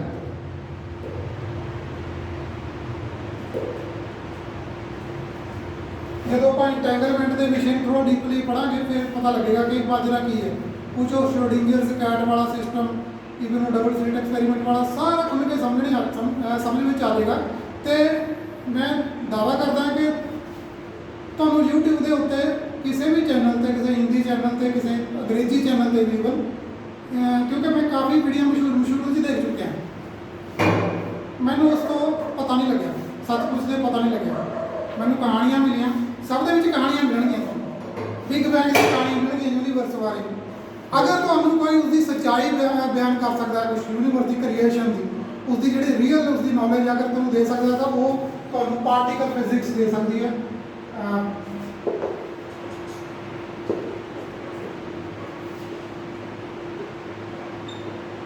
पार्टिकल फिजिक्स ते पार्टिकल फिजिक्स नूं तुहानू क्वांटम मैकेनिक्स तो शुरू करनी पैगी। ओके, ठीक है। क्लासिकल फिजिक्स की जिहड़ी स्टडी है तुहाडी उसनूं तुसीं पढ़ लिया, सीख लिया, स्कूलों वालों ने रटा दित्तियां, तुहानू न्यूटन दीयां थ्योरियां रटातियां, न्यूटन दी नियमां जो भी आइंस्टाइन की रिलेटिविटी थ्योरी रटाती, वो एक डिफरेंट एस्पैक्ट है स्पेस का। तो और बहुत सारी तुहानू यूनीवर्सिटियां या सारियां नॉलेज देणगियां, कई सारे तुहानू फार्मूले, अनसर्टेनिटी प्रिंसिपल, पैटर्न पैटर्न बहुत कुछ रटा देंगे। क्लासिकल फिजिक्स का बहुत कुछ रटा देंगे, पर अगर उसका तुसीं डीपली उसनूं तुसीं जानना चाहते कि असल च है की, तो क्वांटम मैकेनिक्स तो ही तुहानू नॉलेज लेनी पेगी उसकी, क्योंकि साइंटिस्टां ने भी इसे दी लई है। हाँ, जिथे अपने गुरु पीर पैगंबर ऋषि मुनि जिन्हें भी इतिहास में अपने हुए हैं, उन्होंने धार्मिक ग्रंथों के क्रिएशन ऑफ यूनीवर्स बारे 20 तरह की थ्योरियां दी हैं। एक थ्योरी हरे कृष्णा वाला की मैं एक दिन देखी, मैंने जची, मैं नहीं कहता कि वो ठीक है, मैंने चंगी लगी, मैं पढ़ी है, तुम भी देख लो, तुम पई हरे कृष्णा की सृष्टि कैसे बनी। और भी तुम 36 किस्म की वीडियो मिल जाएगी, सृष्टि इस तरह से बनी। वो कोई धार्मिक शब्द तो शुरू करने कि हाँ वो हरेक धर्म वाला अपने अपने उस तो चिन्ह तो शुरू कर देता कि सब तो पहला ये सी, इस तरह फिर ये बन गया, वो रब ने एक आवाज़ दी, वो आवाज़ ही गूंजती जा रही है, सारा कुछ वो हुण तक भी वो धुनी चल रही है। उन्होंने मैथेमैटिक्स की है, सानू मैथेमैटिक्स दे दो। मेरा मास्टर सुस्किन ये गल नूं कहंदा रब है नहीं है, मैं नहीं कहता कि रब है या नहीं है, लेकिन वो कहना है तो उसकी थ्योरी लियाओ मेरे को, मैं उसको इनकार नहीं करता। मैं तो बिल्कुल नवी चीज़ का एक आइडिया दे रहा है। हाँ, तुसी आइडिया तो अगे बढ़ाओ। उन्हें बहुत लंबी हो जानी है, फोन की मैमरी 15 मिनट ਦੇ ਵਿੱਚ ਕਰ ਲਓ ਖਤਮ। तो अपना ऑलरेडी क्राउड से पहुँच गया, तो 34 ਮਿੰਟ ਤੇ ਹੋ ਗਈ ਜੀ, ਤੇ ਤੁਸੀਂ ਇਹਨੂੰ ਮੈਨੂੰ ਲੱਗਦਾ 10 ਮਿੰਟ ਦੇ ਵਿੱਚ ਹੋਰ ਫਿਨਿਸ਼ ਕਰ ਦਿਓ। क्योंकि फिनिश ਦੇ ਵਿੱਚ ਤਾਂ ਅੱਗੇ ਚਲੋ। ਇੱਥੇ ਮੈਂ ਇਹ ਦੱਸਿਆ ਕਿ ਜਦੋਂ ਤੱਕ ਤੁਸੀਂ ਟਾਈਮ ਨੂੰ ਨਾਲ ਇਨਵੋਲਵ ਨਹੀਂ ਕਰਦੇ ਤਾਂ ਸਭ ਕੁਝ ਐਬਸਟ੍ਰੈਕਟ ਹੈ। ਤੇ ਜਿਹੜਾ ਟਾਈਮ ਦਾ ਜਵਾਬ ਹੈ ਕਿ ਉਹ 3D ਹੈ, ਜਿਹੜਾ 3D ਪਲੱਸ ਟਾਈਮ ਇਹ ਬਣਦਾ 4D। ਮੈਂ ਇਹੀ ਤਾਂ ਪੁੱਛਣਾ ਚਾਹੁੰਦਾ ਜੀ, ਜਿਹੜੀ ਸਾਡੀ ਕੌਨਸ਼ੀਅਸਨੈਸ ਆ ਬਰਥ ਤੇ ਵਾਲੀ, ਜਿਹੜਾ 4D ਹੈ ਇਹ ਹੈ ਫਿਜ਼ੀਕਲੀ ਜਿਸ ਨੂੰ ਆਪਾਂ ਐਗਜ਼ਿਸਟੈਂਸ ਕਹਿੰਦੇ ਹਾਂ। ਸਰ ਮੈਂ ਇਹੀ ਤਾਂ ਪੁੱਛਣਾ ਸੀ ਵੀ ਜਿਹੜੀ ਫਿਜ਼ੀਕਲ ਜਿਹੜੀ ਐਗਜ਼ਿਸਟੈਂਸ ਹੈ ਹੋਂਦ ਕਹਿੰਦੇ ਆ ਜਿਸ ਨੂੰ ਆਪਾਂ ਪੰਜਾਬੀ ਵਿੱਚ, ਉਹ 4D ਹੈ। ਤੇ ਆਪਣੀਆਂ ਜਿਹੜੀਆਂ ਰਿਸਪੈਕਟਡ ਬੁੱਕਸ ਨੇ ਸਾਇੰਸ ਦੀਆਂ, ਫਿਜ਼ਿਕਸ ਦੀਆਂ, ਉਹਦੇ ਵਿੱਚ ਤੁਹਾਨੂੰ 4D ਜ਼ਿਆਦਾਤਰ ਪੜ੍ਹਾਈ ਜਾਂਦੀ ਹੈ। ਰਿਐਲਿਟੀ ਪੜ੍ਹਾਈ ਜਾਂਦੀ ਹੈ। ਹਾਂਜੀ, ਉਹ ਡਿਸਟਿੰਕਟ ਥਿਊਰੀ ਹੈ ਜੋ ਸਰ ਮੈਂ ਤੁਹਾਡੇ ਤੋਂ ਇਹ ਪੁੱਛਣਾ ਸੀ ਹਾਂਜੀ ਵੀ ਜਦੋਂ ਇੱਕ ਬੰਦੇ ਦਾ ਬਰਥ ਹੋ ਜਾਂਦਾ ਤਾਂ ਜਿਹੜੀ ਉਹ ਬਰਥ ਵਾਲੀ ਬੰਦੇ ਦੀ ਜਿਹੜੀ ਟਾਈਮ ਲਾਈਨ ਆ ਉਹ 4D ਆ ਜਾਂ ਇਹ ਤੋਂ ਵੱਧ ਕੇ ਆ ਕੁਝ? ਉੱਥੇ ਇੱਕ ਰਿਲੇਟਿਵਿਟੀ ਆਏਗੀ ਜੀ ਨਾਲ ਕਿ ਜਿਹੜਾ ਤੁਹਾਡਾ ਤੁਸੀਂ ਕਿਸ ਚੀਜ਼ ਦੇ ਰਿਲੇਟਿਵ ਪੁੱਛ ਰਹੇ ਹੋ। ਮੈਂ ਇਹ ਕੌਨਸ਼ੀਅਸਨੈਸ ਪੁੱਛਣਾ ਚਾਹੁੰਦਾ ਵੀ ਜਿਹੜੀ ਬੰਦੇ ਦੀ ਬ੍ਰੇਨ ਦੀ ਕੌਨਸ਼ੀਅਸਨੈਸ ਆ ਉਹ ਫਿਰ ਉਹ ਕਿਹੜੇ ਟਾਈਮ ਲਾਈਨ ਦੇ ਉੱਤੇ ਚੱਲ ਰਹੀ ਹੁੰਦੀ ਆ ਇੱਕ ਨਾਰਮਲ ਇਨਸਾਨ ਦੀ, ਵੀ ਉਹਦਾ ਜਿਹੜਾ ਉਹਨੂੰ ਆਪਾਂ ਕਿਹੜੀ ਉਹਦੇ ਚ ਡਾਈਮੈਂਸ਼ਨ ਚ ਰੱਖਾਂਗੇ ਵੀ ਇੱਕ ਆਮ ਬੰਦਾ ਇੱਕ ਭਾਜੀ ਸਪੇਸ ਦੇ ਵਿੱਚ ਮੈਂ ਮੰਡੇ ਤੋਂ ਆਪਣੇ ਘਰ ਤੋਂ ਹੋਮ ਤੋਂ ਕੁਛ ਲੈ ਆਇਆ, ਮੇਰੇ ਗੱਡੀ 'ਚ ਪਿਆ, ਠੀਕ ਹੈ, ਤੁਹਾਡੇ ਕੋਲ ਖੰਨੇ ਲਿਆਇਆ, ਤੁਹਾਨੂੰ ਪਤਾ ਮੈਂ ਕੀ ਲਿਆ ਹੈ? ਕੁਛ ਲਿਆ ਹੈ। ਕੁਛ ਲਿਆ ਹੈ ਜੀ ਆਪਣੇ ਘਰ ਤੋਂ ਪੂਰੀ ਤੱਕ ਗੱਡੀ ਵਿੱਚ ਰੱਖ ਕੇ, ਤੁਹਾਨੂੰ ਪਤਾ ਕੀ ਹੈ? ਨਹੀਂ ਪਤਾ। ਫਿਰ ਜੇ ਨਹੀਂ ਪਤਾ ਹੋਵੇ ਤੁਸੀਂ ਕਿਹੜੀ ਕੌਨਸ਼ੀਅਸਨੈਸ ਦੀ ਗੱਲ ਕਰਨੀ ਚਾਹੁੰਦੇ ਹੋ? ਕੋਈ ਆਪਸ ਵਿੱਚ ਰਿਲੇਟਡ ਤੁਸੀਂ ਕਿਸੇ ਤਰ੍ਹਾਂ ਦਾ ਕੋਈ ਗੈਸ ਲਾਓਗੇ? ਗੈਸ ਲਾ ਸਕਦੇ ਹੋ ਤੁਸੀਂ ਪੜ੍ਹੇ ਲਿਖੇ ਆ, ਇੰਟੈਲੀਜੈਂਟ ਆ, ਗੈਸ ਲਾ ਸਕਦੇ ਬਹੁਤ ਸਾਰੀ ਪੜ੍ਹਾਈ ਲਿਖਾਈ ਕੀਤੀ, ਬਹੁਤ ਸਾਰੇ ਤੁਸੀਂ ਗੈਸ ਲਾ ਸਕਦੇ ਹੋ, ਬਟ ਫਿਰ ਵੀ ਫੇਲ ਰਹੋਗੇ ਮੇਰੇ ਖਿਆਲ ਨਾਲ। ਐਗਜ਼ੈਕਟਲੀ ਨਹੀਂ ਦੱਸਣਾ। ਐਗਜ਼ੈਕਟਲੀ ਨਹੀਂ ਦੱਸ ਸਕਦੇ ਤੁਸੀਂ, ਹੈ ਨਾ? ਠੀਕ ਹੈ ਜੀ। ਤੇ ਮੈਂ ਇਹ ਵੀ ਕਹਿ ਸਕਦਾ ਕਿ ਮੈਂ ਸਾਰੀ ਗੱਲ ਪੜ੍ਹਾਈ ਹੈ, ਮੈਂ ਕੁਝ ਨਹੀਂ ਲਿਆ। ਤਾਂ ਤੁਸੀਂ ਉਹ ਕੌਨਸ਼ੀਅਸ ਦੇ ਜਿਹੜੀ ਉਹ ਉਸ ਤਰ੍ਹਾਂ ਦੇ ਜਿਹੜੀ ਐਕਚੁਅਲੀ ਉਹ ਤੁਹਾਡੇ ਤੋਂ ਤੁਸੀਂ ਸੁਣ ਲਈਆਂ ਉਹ ਗੱਲਾਂ, ਇਸ ਲਈ ਤੁਸੀਂ ਇਸ ਤਰ੍ਹਾਂ ਦੇ ਸਵਾਲ ਕਰਦੇ ਹੋ। ਮੈਂ ਤਾਂ ਇਹ ਵੀ ਕਹਾਂਗਾ ਕਿ ਕੌਨਸ਼ੀਅਸਨੈਸ ਹੈ ਹੀ ਨਹੀਂ ਕੁਛ। ਠੀਕ ਹੈ। ਕੌਨਸ਼ੀਅਸਨੈਸ ਇਹ ਬੜੇ ਪੁੱਠੇ ਸਿੱਧੇ ਜਿਹੇ ਸਪੈਲਿੰਗ ਨੇ। ਨਹੀਂ ਮੈਂ ਲਿਖਾਂਗਾ, ਮੈਨੂੰ ਆਉਂਦੇ ਹੈ, ਮੈਂ ਮਤਲਬ ਕੌਨਸ਼ੀਅਸ ਇਹਦਾ ਕੌਨਸ਼ੀਅਸਨੈਸ, ਠੀਕ ਹੈ ਜੀ। ਹਾਂ, ਇਹ ਕੌਨਸ਼ੀਅਸਨੈਸ ਕੁਝ ਨਹੀਂ ਹੈ, ਭੁੱਲ ਜਾਓ, ਛੱਡੋ, ਗੱਲਾਂ ਬਣਾਈਆਂ ਹੋਈਆਂ ਕਿ ਸ਼ਬਦ ਹੈ, ਛੱਡੋ ਇਸਨੂੰ। ਠੀਕ ਹੈ ਜੀ। ਤੁਸੀਂ ਉਸ ਨੂੰ ਵੈਸੇ ਸਮਝੋ ਕਿ ਹਾਂ ਤੁਸੀਂ ਅਵੇਅਰ ਹੈ, ਬਸ ਤੁਸੀਂ ਅਵੇਅਰ ਹੈ, ਐਵੇਂ ਉਹ ਪਿਛਲਾ ਜਨਮ ਸੀ, ਇਹ ਸੀ, ਉਹ ਸੀ, ਉਹ ਉੱਥੋਂ ਤੁਸੀਂ ਕੁਝ ਵਿਰਾਸਤ ਜੋ DNA ਦੇ ਤੋਂ, ਹਾਂ ਪ੍ਰਭਜੋਤ ਜੀ ਨੇ ਜੋ DNA ਵਾਲੀ ਇੱਕ ਦਿਨ ਉਸ ਦਿਨ ਲੈਕਚਰ ਦਿੱਤਾ, ਉਹ ਗੱਲ ਬਣੀ, ਪਿੱਛੋਂ ਕੀ ਲਿਆ ਹੈ ਉਹਨਾਂ ਨੂੰ ਪਤਾ, ਉਹਨਾਂ ਨੂੰ ਖੁਦ ਨਹੀਂ ਪਤਾ ਕਿ ਪਿੱਛੋਂ ਕੀ ਲਿਆ ਹੈ, ਸਾਨੂੰ ਖੁਦ ਨਹੀਂ ਪਤਾ ਕਿ ਅਸੀਂ ਆਪਣੀ ਪਿੱਛੋਂ ਕਿਹੜੀ ਕਿਸਮਤ ਲਿਖਾ ਕੇ ਆਏ, ਅੱਗੇ ਸਾਡੇ ਨਾਲ ਕੀ ਹੋਣਾ। ਉਹ ਜਦੋਂ ਸਾਰਾ ਇਹ ਅਨਫੋਲਡ ਹੁੰਦਾ ਯੂਨੀਵਰਸ, ਉਦੋਂ ਪਤਾ ਲੱਗਦਾ ਕਿ ਹਾਂ ਸਾਨੂੰ ਇਹ ਜੋ ਹੋਇਆ ਸੀ, ਜੋ ਸਾਡੇ ਨਾਲ ਮਾੜੀ ਘਟਨਾ ਨਹੀਂ ਹੋਈ ਸੀ, ਉਹ ਕਿਸੇ ਚੰਗੇ ਲਈ ਹੋਈ ਸੀ। ਕਿ ਉਹ ਸਾਰਾ ਬੜਾ ਉਹਨੂੰ ਤੁਸੀਂ ਕਿਸੇ ਰਿਲੀਜੀਅਸ ਟੌਪਿਕ ਨਾਲ ਜੋੜ ਦਿਓ, ਕਿਸੇ ਹੋਰ ਉਹਦੇ ਨਾਲ ਜੋੜ ਦਿਓ, ਕਿਸੇ ਮਤਲਬ ਉਹ ਗੱਲ ਠੀਕ ਹੈ, ਤੁਸੀਂ ਜੋੜਨ ਨਾਲ ਥਿਊਰੀਆਂ ਬਣਦੀਆਂ ਤੇ ਇੱਕ ਬੜੀ ਇਕੱਠੀ ਥਿਊਰੀ ਆਫ ਐਵਰੀਥਿੰਗ ਬਣਦੀ ਹੈ ਉਸਦੇ ਨਾਲ, ਕਿ ਤੁਹਾਨੂੰ ਜਿੰਨੀਆਂ ਜ਼ਿਆਦਾ ਥਿਊਰੀਆਂ ਆਉਂਦੀਆਂ ਹੋਣਗੀਆਂ ਉਹਨਾਂ ਨੂੰ ਤੁਸੀਂ ਯੂਨਾਈਟ ਕਰਕੇ ਇੱਕ, ਜਿਵੇਂ ਆਈਨਸਟਾਈਨ ਨੇ ਵੀ ਇਹ ਕੰਮ ਕੀਤਾ, ਉਸਨੇ ਮਤਲਬ ਖੁਦ ਜੋ ਹੋਰ ਜਣੇ ਖੋਜ ਕਰਦੇ ਸੀ ਉਹਨਾਂ ਨੂੰ ਇੱਕ ਜਗ੍ਹਾ ਇਕੱਠਾ ਕਰਤਾ ਕਿ ਉਹ ਮੈਂ ਸੁਣਿਆ ਕਿ ਉਹ ਘੱਟੋ ਘੱਟ ਆਪਣੀ ਜ਼ਿੰਦਗੀ ਵਿੱਚ ਕਿੰਨੇ ਮੈਥਮੈਟੀਸ਼ੀਅਨ ਨੂੰ ਮਿਲਿਆ, ਮੈਂ ਗਲਤ ਨਹੀਂ ਕਹਿਣਾ ਚਾਹੁੰਦਾ ਇਹਦੇ ਵਿੱਚ, ਲੇਕਿਨ ਉਹ ਕਾਫੀ ਮੈਥਮੈਟਿਕਸ ਨੂੰ ਪੂਰੇ ਵਰਲਡ ਵਾਈਡ ਦੇ ਨੂੰ ਮਿਲਿਆ, ਉਹਨਾਂ ਨੂੰ ਮਿਲ ਕੇ ਉਸਨੇ ਜਿਹੜੀ ਇਹ ਸੀਗੀ ਜਿਸ ਨੂੰ ਕਹਿੰਦੇ ਆ, ਮੈਂ ਨਾਮ ਲਵਾਂਗਾ ਉਸਦਾ, ਕਿ ਫਿਰ ਮੈਂ ਸਮਾਪਤੀ ਕਰਦਾ ਅੱਜ ਦੀ ਡਿਟੇਲ ਜਾ ਕੇ ਮੈਂ ਕੁਆਂਟਮ ਮੈਕੈਨਿਕਸ ਦਾ ਅਗਲਾ ਲੈਕਚਰ ਪੂਰਾ ਕਰਨ ਤੋਂ ਬਾਅਦ ਫਿਰ ਉਹਦੀ ਡਿਟੇਲ ਨੂੰ ਅੱਗੇ ਮੈਂ ਵਧਾਵਾਂਗਾ। ਆਇਨਸਟਾਈਨ ਨੇ ਜਿਹੜੀਆਂ ਫੀਲਡ ਇਕੁਏਸ਼ਨਸ ਨੇ,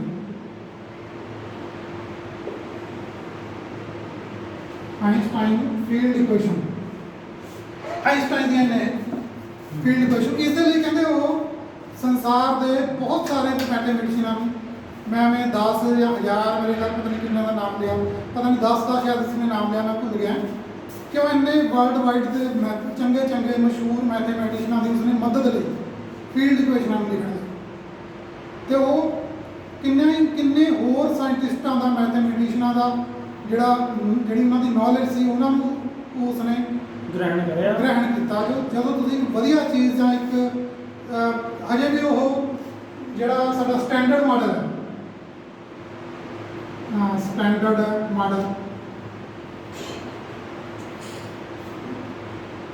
ਜਿਹੜਾ ਫਿਜ਼ਿਕਸ ਦਾ ਸਟੈਂਡਰਡ ਮਾਡਲ ਹੈ ਉਸ ਦੇ ਨਾਲ ਉਸਦੀ ਮੈਚਿੰਗ ਹੈ ਜਿਹੜੀ ਉਹ ਹੋਈ ਨਹੀਂ ਹੈ ਅਜੇ ਉਹ ਮੈਚਿੰਗ ਹੈ ਜਿਹੜੀ ਅਜੇ ਬਾਕੀ ਹੈ ਤੇ ਜੋ ਕਰੇਗਾ ਉਸ ਦੇ ਲਈ ਕਾਫੀ ਵੱਡਾ ਨੋਬਲ ਪੁਰਸਕਾਰ ਬਣਦਾ ਉਹਦਾ ਹੱਕਦਾਰ ਹੋ ਜਾਏਗਾ ਉਹ ਜਿਹੜਾ ਉਸ ਨੂੰ ਇਸ ਨਾਲ ਮੈਚਿੰਗ ਕਰਦੇ ਆਇਨਸਟਾਈਨ ਫੀਲਡ ਇਕੁਏਸ਼ਨਸ ਦੀਆਂ ਇਸ ਤਰ੍ਹਾਂ ਦੀ ਜਿਹੜੀ ਉਹਦੀ ਸਟੱਡੀ ਹੈ 2 ਘੰਟੇ ਦਾ ਲੈਕਚਰ ਹੈ ਤੇ YouTube ਤੇ ਪਿਆ ਮੈਂ ਲਿੰਕ ਦੇ ਦਾਂਗਾ ਤੁਹਾਨੂੰ ਉਹ ਲੈਕਚਰ ਤੁਹਾਨੂੰ 15 ਕੁ ਮਿੰਟ ਸਮਝ ਆਏਗਾ ਤੋ ਸਮਝਾਉਣ ਵਾਲਾ ਖੁਦ ਕਹਿੰਦਾ ਹੈ ਵੀ ਥੋੜਾ ਔਖਾ ਹੈ ਇਸ ਨੂੰ ਥੋੜਾ ਜ਼ਿਆਦਾ ਉਹਦੇ ਨਾਲ ਸਮਝਣਾ ਪਏਗਾ ਕਿਉਂਕਿ ਉਹਦੇ ਵਿੱਚ ਇੰਡੀਸਿਸ ਇੰਨੇ ਆ ਉਹ ਨਿਊ ਜਾਂ ਜਿਹੜਾ ਉਹਦਾ ਆਪਣਾ ਟੈਂਸਰ ਅਲਜਬਰਾ ਸੋਚੀ ਜਾਂਦਾ ਗੱਲ ਤਾਂ ਹੀ ਹੈ ਟੈਂਸਰ ਆ ਜੀ ਸਹੀ ਟੈਂਸਰਾਂ ਦੀ ਮੈਂ ਅੱਜ ਕੋਈ ਗੱਲ ਨਹੀਂ ਕਰ ਪਾਵਾਂਗਾ ਕਿਉਂਕਿ ਮੈਂ ਅਜੇ ਬਹੁਤ ਡੀਪ ਆ ਜੀ ਉਹ ਡੀਪ ਨੂੰ ਕੁਝ ਨਹੀਂ ਹੈਗਾ ਉਹ ਕਨਫਿਊਜ਼ਿੰਗ ਹੈ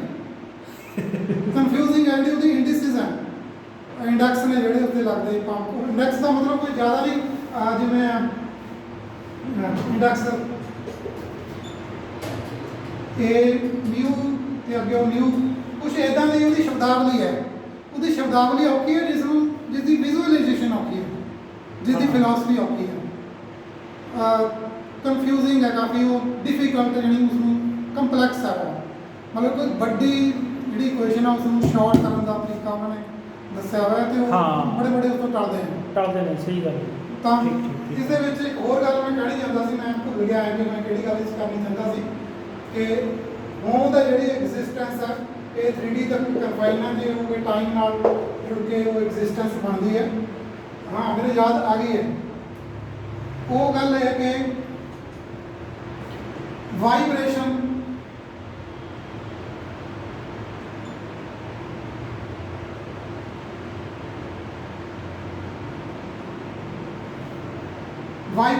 ਤੇ ਐਗਜ਼ਿਸਟੈਂਸ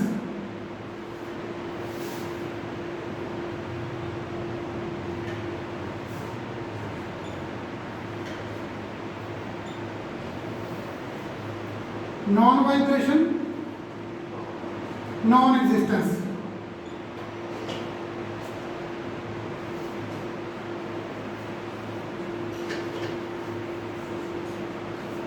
तो तुसी शब्दों के मतलब तो ये समझ गए होगे कि मैं की कहना चाहना कि दुनिया के विच जिहड़ी चीज़ कंपन विच है वो जीवती है होंद रखती है कि फिजिकल एग्जिस्ट करती है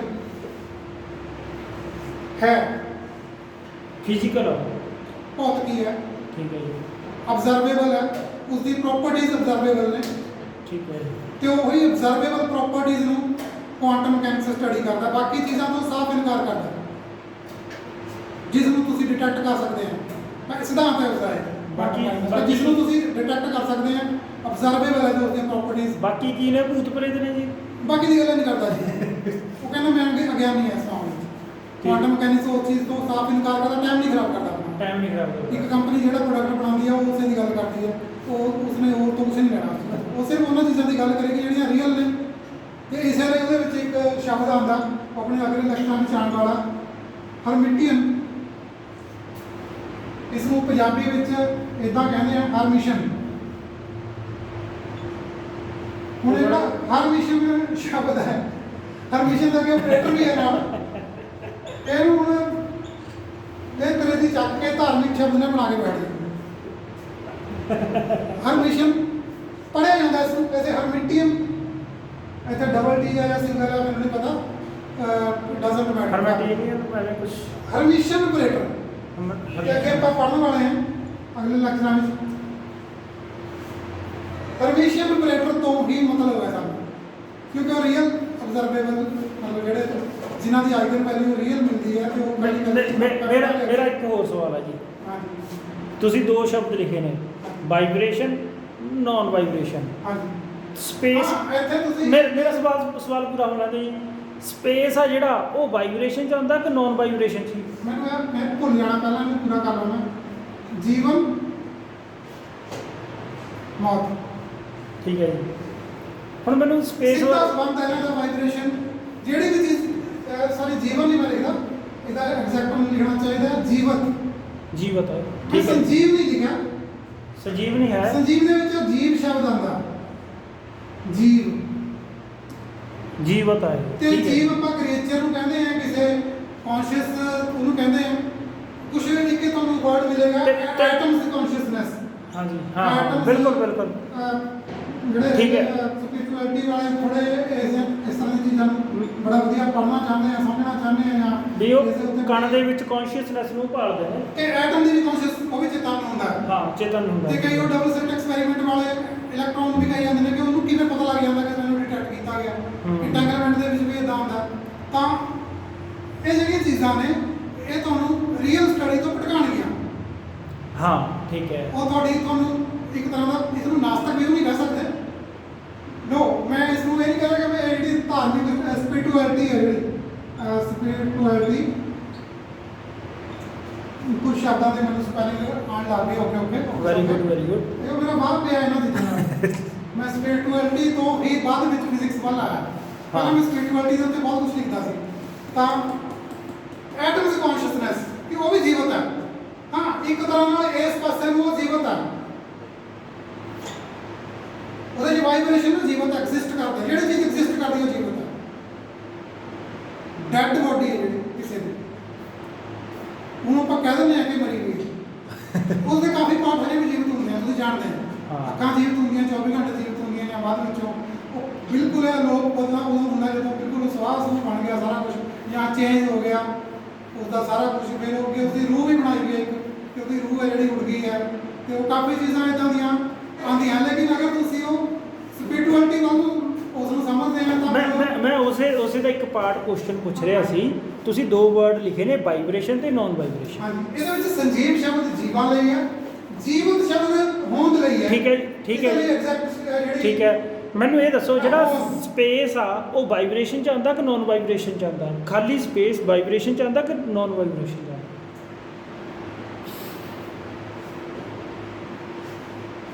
ਪਹਿਲੀ ਗੱਲ ਤਾਂ ਪਹਿਲਾਂ ਵੀ ਕਾਫੀ ਮੈਂ ਮੈਗਜ਼ੀਫਾਈ ਕੀਤੀ ਹੈ ਇਸ ਦੀ ਕਿ space time is not A unique NTT ਔਰ ਇੰਡੀਪੈਂਡੈਂਟ ਥਿੰਗ। ਹਾਂ ਇਹ ਐਂਟੀਟੀ ਕੋਈ ਇਸ ਤਰ੍ਹਾਂ ਦੀ ਚੀਜ਼ ਹੈ ਹੀ ਨਹੀਂ। ਸਪੇਸ ਵਰਗੀ ਕੋਈ ਚੀਜ਼ ਹੁੰਦੀ ਹੈ ਨਹੀਂ। ਠੀਕ ਹੈ ਜੀ। ਠੀਕ ਹੈ। ਇਸੇ ਤਰ੍ਹਾਂ ਨਾਲ ਟਾਈਮ ਵਰਗੀ ਵੀ ਕੋਈ ਚੀਜ਼ ਨਹੀਂ ਹੁੰਦੀ। ਓਕੇ ਥੋੜਾ ਦੇਰ ਬਾਅਦ ਮੈਂ ਥੋੜਾ ਲਿਖਣਾ ਵਧੀਆ ਰਹੇਗਾ। ਹਾਂਜੀ ਹਾਂ। ਕਿ ਮੈਂ ਅਸਲ 'ਚ ਟਾਈਮ ਇਹ ਵੀ ਨॉन ਐਗਜ਼ਿਸਟੈਂਸ ਐਬਸਟ੍ਰੈਕਟ ਹੈ।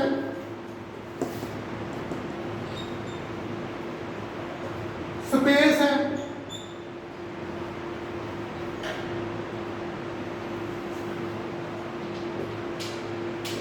ਇਹ ਵੀ ਐਬਸਟ੍ਰੈਕਟ ਹੈ। ਸਿਰਫ ਤੇ ਸਿਰਫ ਸਪੇਸ ਟਾਈਮ ਦਾ ਜਿਹੜਾ ਕੰਟੀਨਿਊਮ ਹੈ, ਸਪੇਸ ਟਾਈਮ, ਬਲਕਿ ਇਹਦੇ ਵਿੱਚ ਇਹ ਵੀ ਨਹੀਂ ਪਾਉਣਾ ਚਾਹੀਦਾ, ਪੂਰਾ ਵਰਡ ਹੈ ਸਪੇਸ ਟਾਈਮ, ਕੰਟੀਨਿਊ ਸਪੇਸ ਸਮਾਂ, ਇਹ ਜੀਵਤ ਹੈ। ਕਨਵੇਅਰ ਬੈਲਟ ਹੈ, ਜਾਨੀ ਕਿ ਉਹ ਪਟਾ ਐਬਸਟ੍ਰੈਕਟ ਹੈ, ਦੋਨੋਂ ਚੀਜ਼ਾਂ ਸਟੱਡੀ ਹੈ, ਅਧਿਐਨ ਹੈ। ਕੋਈ ਚੀਜ਼ ਨਹੀਂ ਹੈਗੀ। ਉਹਨਾਂ ਦੀ ਤੁਸੀਂ ਫੋਟੋ ਨਹੀਂ ਖਿੱਚ ਸਕਦੇ ਨਾ, ਕੱਲੀ ਸਪੇਸ ਦੀ ਫੋਟੋ ਖਿੱਚ ਕੇ ਦਿਖਾਓ ਮੈਨੂੰ ਤੁਸੀਂ। ਇੱਕ ਪਾਰਟੀਕਲ ਦੀ ਵੀ ਪੂਰੀ ਇਵਨ ਉਹ ਪੋਜੀਸ਼ਨ ਦਾ ਮੋਮੈਂਟਮ ਵਾਲਾ ਕੰਟੀਨਿਊ ਵਰਡ ਦੀ ਪੰਜਾਬੀ ਉਹਦੇ ਚ ਹੇਜ਼ਲਬਰਗ ਪ੍ਰਿੰਸੀਪਲ ਆ ਜਾਂਦਾ ਅੱਗੇ। ਕੰਟੀਨਿਊ ਦੀ ਲਗਾ ਵੀ ਕੀ ਆਊਗਾ ਸ਼ਬਦ ਦਾ ਹੀ ਪੰਜਾਬੀ ਜਾਂ ਕੁਝ? ਕੰਟੀਨਿਊ ਨਿਰੰਤਰਤਾ, ਨਿਰੰਤਰਤਾ ਨਿਰੰਤਰਤਾ ਜਿਹੜੀ ਕਨਵੇਅਰ ਬੈਲਟ ਉਹ ਜਿਵੇਂ ਜੀਵਨ ਚੱਲਦੀ ਆ, ਹੈ, ਨਿਰੰਤਰਤਾ। ਪਟਾ ਜਿਵੇਂ ਚੱਲਦਾ ਨਾ ਲਗਾਤਾਰ। ਤੇ ਯੈਸ, ਮੋਸਟ ਇੰਪੋਰਟੈਂਟ ਇੱਕ ਹੋਰ ਚੀਜ਼ ਹੈ ਜੋ ਜਿਸ ਦੇ ਉੱਤੇ ਬਾਰ-ਬਾਰ ਜ਼ੋਰ ਦੇ ਰਿਹਾ ਕਿ ਤੁਸੀਂ ਉਸ ਦੇ ਉੱਤੇ ਬਹੁਤ ਸਾਰੀ ਮੈਗਜ਼ੀਫਾਈ, ਬਹੁਤ ਸਾਰਾ YouTube ਤੇ ਮਟੀਰੀਅਲ ਤੁਹਾਨੂੰ ਮਿਲੇਗਾ ਇੱਦਾਂ ਦਾ। ਤੇ ਆਪਣੇ ਆਪਣਾ ਸੁਰਿੰਦਰ ਜੀ ਵੀ ਨੇ, ਉਹਨਾਂ ਦੀ ਗੱਲ ਕਹਿਣੀ ਬਣਦੀ ਹੈ ਇੱਥੇ ਇਹਦੇ ਤੇ, ਨਦੀ ਪਾਰ ਵਾਲੇ ਸਵਾਮੀ ਜੀ ਦੇ ਭਗਤ ਨੇ ਜਿਹੜੇ ਆਪਣੇ ਗਰੁੱਪ ਦੇ ਵਿੱਚ, ਤੇ ਉਹ ਵੀ ਬਾਰ-ਬਾਰ ਇੱਕ ਚੀਜ਼ ਦੀ ਗੱਲ ਕਰਦੇ ਹਨ, ਅਬਜ਼ਰਵਰ ਉਹ ਦ੍ਰਿਸ਼ਟਾਂ ਦੇ ਅਦ੍ਰਿਸ਼ਟਾਂ ਦੇ ਉੱਤੇ ਬਾਰ-ਬਾਰ ਬਹੁਤ ਲਿਖਦੇ ਹਨ। ਇਹ ਕੁਆਂਟਮ ਮਕੈਨਿਕਸ ਦਾ ਵਿਸ਼ਾ ਹੈ। ਕੁਆਂਟਮ ਮਕੈਨਿਕਸ ਨੂੰ ਜਿਹੜਾ ਐਗਜ਼ਿਸਟੈਂਸ ਹੈ, ਇਸ ਨਾਲ ਕੋਈ ਲੈਣਾ ਦੇਣਾ ਨਹੀਂ। ਕੁਆਂਟਮ ਮਕੈਨਿਕਸ ਦਾ ਜਿਹੜਾ ਬੇਸਿਕ ਸਟੱਡੀ ਹੈ, ਪਾਰਟੀਕਲ ਦੇ ਪ੍ਰੋਪਰਟੀ ਦੀ ਐਬਸਟ੍ਰੈਕਟ ਰੂਪ ਦੇ ਵਿੱਚ ਉਸਦੀ ਸਟੱਡੀ, ਉਹਦੇ ਡਾਇਨਾਮਿਕ ਦੀ, ਉਹਦੀ ਕਾਇਨੈਮਿਕਸ ਦੀ ਸਟੱਡੀ ਨਹੀਂ ਹੈਗੀ, ਡਾਇਨਾਮਿਕ ਦੀ ਸਟੱਡੀ ਕੀਤੀ। ਕਾਈਨੈਮੈਟਿਕਸ ਦੀ ਜਿਹੜੀ ਸਟੱਡੀ ਹੈ ਅੱਗੇ ਫਿਰ ਕੁਆਂਟਮ ਫੀਲਡ ਥਿਊਰੀ ਦਾ ਵਿਸ਼ਾ। ਹਾਂ, ਕੁਆਂਟਮ ਮਕੈਨਿਕਸ ਦੇ ਵਿੱਚ ਉਸ ਨੂੰ ਸਿਸਟਮ ਦੀ ਆਪਰੇਸ਼ਨ ਬਾਰੇ ਜ਼ਰੂਰ ਦੱਸਿਆ ਗਿਆ, ਪਰ ਇੱਕ ਇੱਕ ਸਟੈਪ ਕਰਕੇ ਉਸ ਨੂੰ ਐਬਸਟ੍ਰੈਕਟਲੀ ਦੱਸਿਆ ਗਿਆ। ਉਸਦਾ ਮੈਥਮੈਟਿਕਸ ਹੈ। ਕੁਆਂਟਮ ਮਕੈਨਿਕਸ ਐਕਚੁਅਲੀ ਇੱਕ ਮੈਥਮੈਟਿਕਸ ਹੈ। ਉਹ ਫਿਜ਼ਿਕਸ ਦਾ, ਉਹ ਕੁਆਂਟਮ ਫਿਜ਼ਿਕਸ ਦਾ ਵੀ, ਕੁਆਂਟਮ ਫਿਜ਼ਿਕਸ ਦਾ ਤੁਸੀਂ ਮੈਥਮੈਟਿਕਸ ਪਾਰਟ ਹੈ। ਤੇ ਮੈਥਮੈਟਿਕਸ ਦੇ ਪਾਰਟ ਦੀ ਨੌਲੇਜ ਲਏ ਬਿਨਾਂ ਤੁਸੀਂ ਅੱਗੇ ਅਗਰ ਤੁਸੀਂ ਪੜ੍ਹਦੇ ਹੋ, ਕੁਝ ਵੀ ਪੜ੍ਹਾਈ ਕਰਦੇ ਹੋ, ਤਾਂ ਉਹ ਰਟਾਫਿਕੇਸ਼ਨ ਹੈ ਉਸ ਦੀ। ਜੇ ਤੁਸੀਂ ਮੈਥਮੈਟਿਕਸ ਨਹੀਂ ਸਮਝਦੇ, ਫਿਰ ਉਹ ਰਟਾਫਿਕੇਸ਼ਨ ਦੇ ਨਾਲ ਤੁਸੀਂ ਉਹ ਐਗਜ਼ਾਮ ਤਾਂ ਦੇ ਪਾਓਗੇ, ਨੰਬਰ ਵੀ ਲੈ ਲਓਗੇ, 100% ਨੰਬਰ ਲੈ ਕੇ ਡਿਗਰੀ ਵੀ ਲੈ ਲਓਗੇ, ਲੇਕਿਨ ਉਹ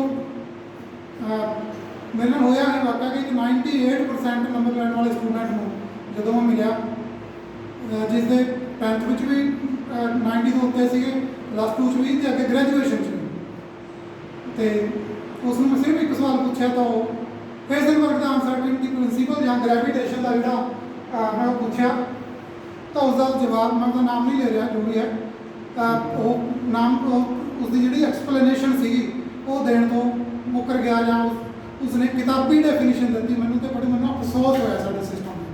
ਉਹ ਕਹਿੰਦਾ ਸਾਨੂੰ ਤਾਂ ਕਿਤਾਬਾਂ ਵਿੱਚ ਬਸ ਇਹੀ ਪੜ੍ਹਾਇਆ, ਜੋ ਕਿਤਾਬਾਂ 'ਚ ਪੜ੍ਹਾਇਆ ਮੈਨੂੰ ਉਹ ਆਨਸਰ ਨਹੀਂ ਚਾਹੀਦਾ। ਉਹ ਤੇ ਕਾਪੀ ਹੈ, ਫਟਾਫਟ ਤੋਂ ਕੁਝ ਵੀ ਕੋਈ ਸਵਾਲ ਪੁੱਛੇ ਤਾਂ ਸਭ ਤੋਂ ਪਹਿਲਾਂ ਜਿਹੜਾ ਤੁਹਾਡੇ ਕੋਲ ਇੱਕ ਜਾਣਨ ਦਾ ਤਰੀਕਾ ਗੂਗਲ ਹੈ, ਗੂਗਲ ਦੇ ਉੱਤੇ ਲਿਖੋ, ਗੂਗਲ ਤੁਹਾਨੂੰ ਇੱਕ ਸਵਾਲ ਦੇ 36 ਤਰ੍ਹਾਂ ਦੇ ਆਨਸਰ, ਬਿਲਕੁਲ ਸਹੀ ਆਨਸਰ ਵੀ ਹੋਣਗੇ, ਉਸ ਵਿੱਚ ਐਸੀ ਗੱਲ ਨਹੀਂ। ਉਹ ਵਿਕੀਪੀਡੀਆ 'ਤੇ ਆਨਸਰ ਮਿਲਣਗੇ ਤੁਹਾਨੂੰ ਬਹੁਤ ਸਾਰੇ, ਉਹ ਪਾਸੇ ਉਸਦੀ ਨੌਲੇਜ ਮਿਲੇਗੀ। ਤਾਂ ਗੂਗਲ ਇੱਕ ਬਹੁਤ ਵੱਡਾ ਗਿਆਨੀ ਹੈ, ਬਹੁਤ ਵੱਡਾ ਗਿਆਨ ਦਾ ਸੰਗ੍ਰਹਿ ਹੈ, ਅਤੇ ਉਹ ਜਿਸ ਤਰੀਕੇ ਨਾਲ ਵੀ ਬਣਿਆ, ਐਕਸੀਡੈਂਟਲੀ ਬਣਾਇਆ ਕਿਸੇ ਨੇ ਜਾਂ ਕਿਵੇਂ ਬਣਾਇਆ, ਜਾਂ ਅੱਗੇ ਸਾਰੀ ਬਹੁਤ ਸਾਰੀ ਮਤਲਬ ਨੈੱਟ ਦੀ ਦੁਨੀਆ 'ਤੇ ਬਹੁਤ ਕੁਛ ਹੋ ਰਿਹਾ ਅਤੇ ਚੰਗਾ ਹੋ ਰਿਹਾ, ਠੀਕ ਆ, ਸਾਰੀ ਨੌਲੇਜ ਦੀ ਸ਼ੇਅਰਿੰਗ ਲਈ ਇੱਕ ਵਧੀਆ ਚੀਜ਼ ਹੈ ਇੰਟਰਨੈਟ। ਅਤੇ ਮੈਂ ਹੁਣ ਸਮਾਪਤੀ ਕਰਦਾ, ਮਿਲਦੇ ਆਪਾਂ ਫਿਰ। ਮੈਂ ਤਾਂ YouTube 'ਤੇ ਵੀਡੀਓ ਪਾ ਦਿੰਦਾ, ਮੈਂ ਲਾਈਵ ਨਹੀਂ ਲਗਾਉਂਗਾ। ਠੀਕ ਹੈ ਜੀ, ਠੀਕ ਗੱਲ ਹੈ ਜੀ, ਥੈਂਕ ਯੂ ਸੋ ਮਚ ਜੀ।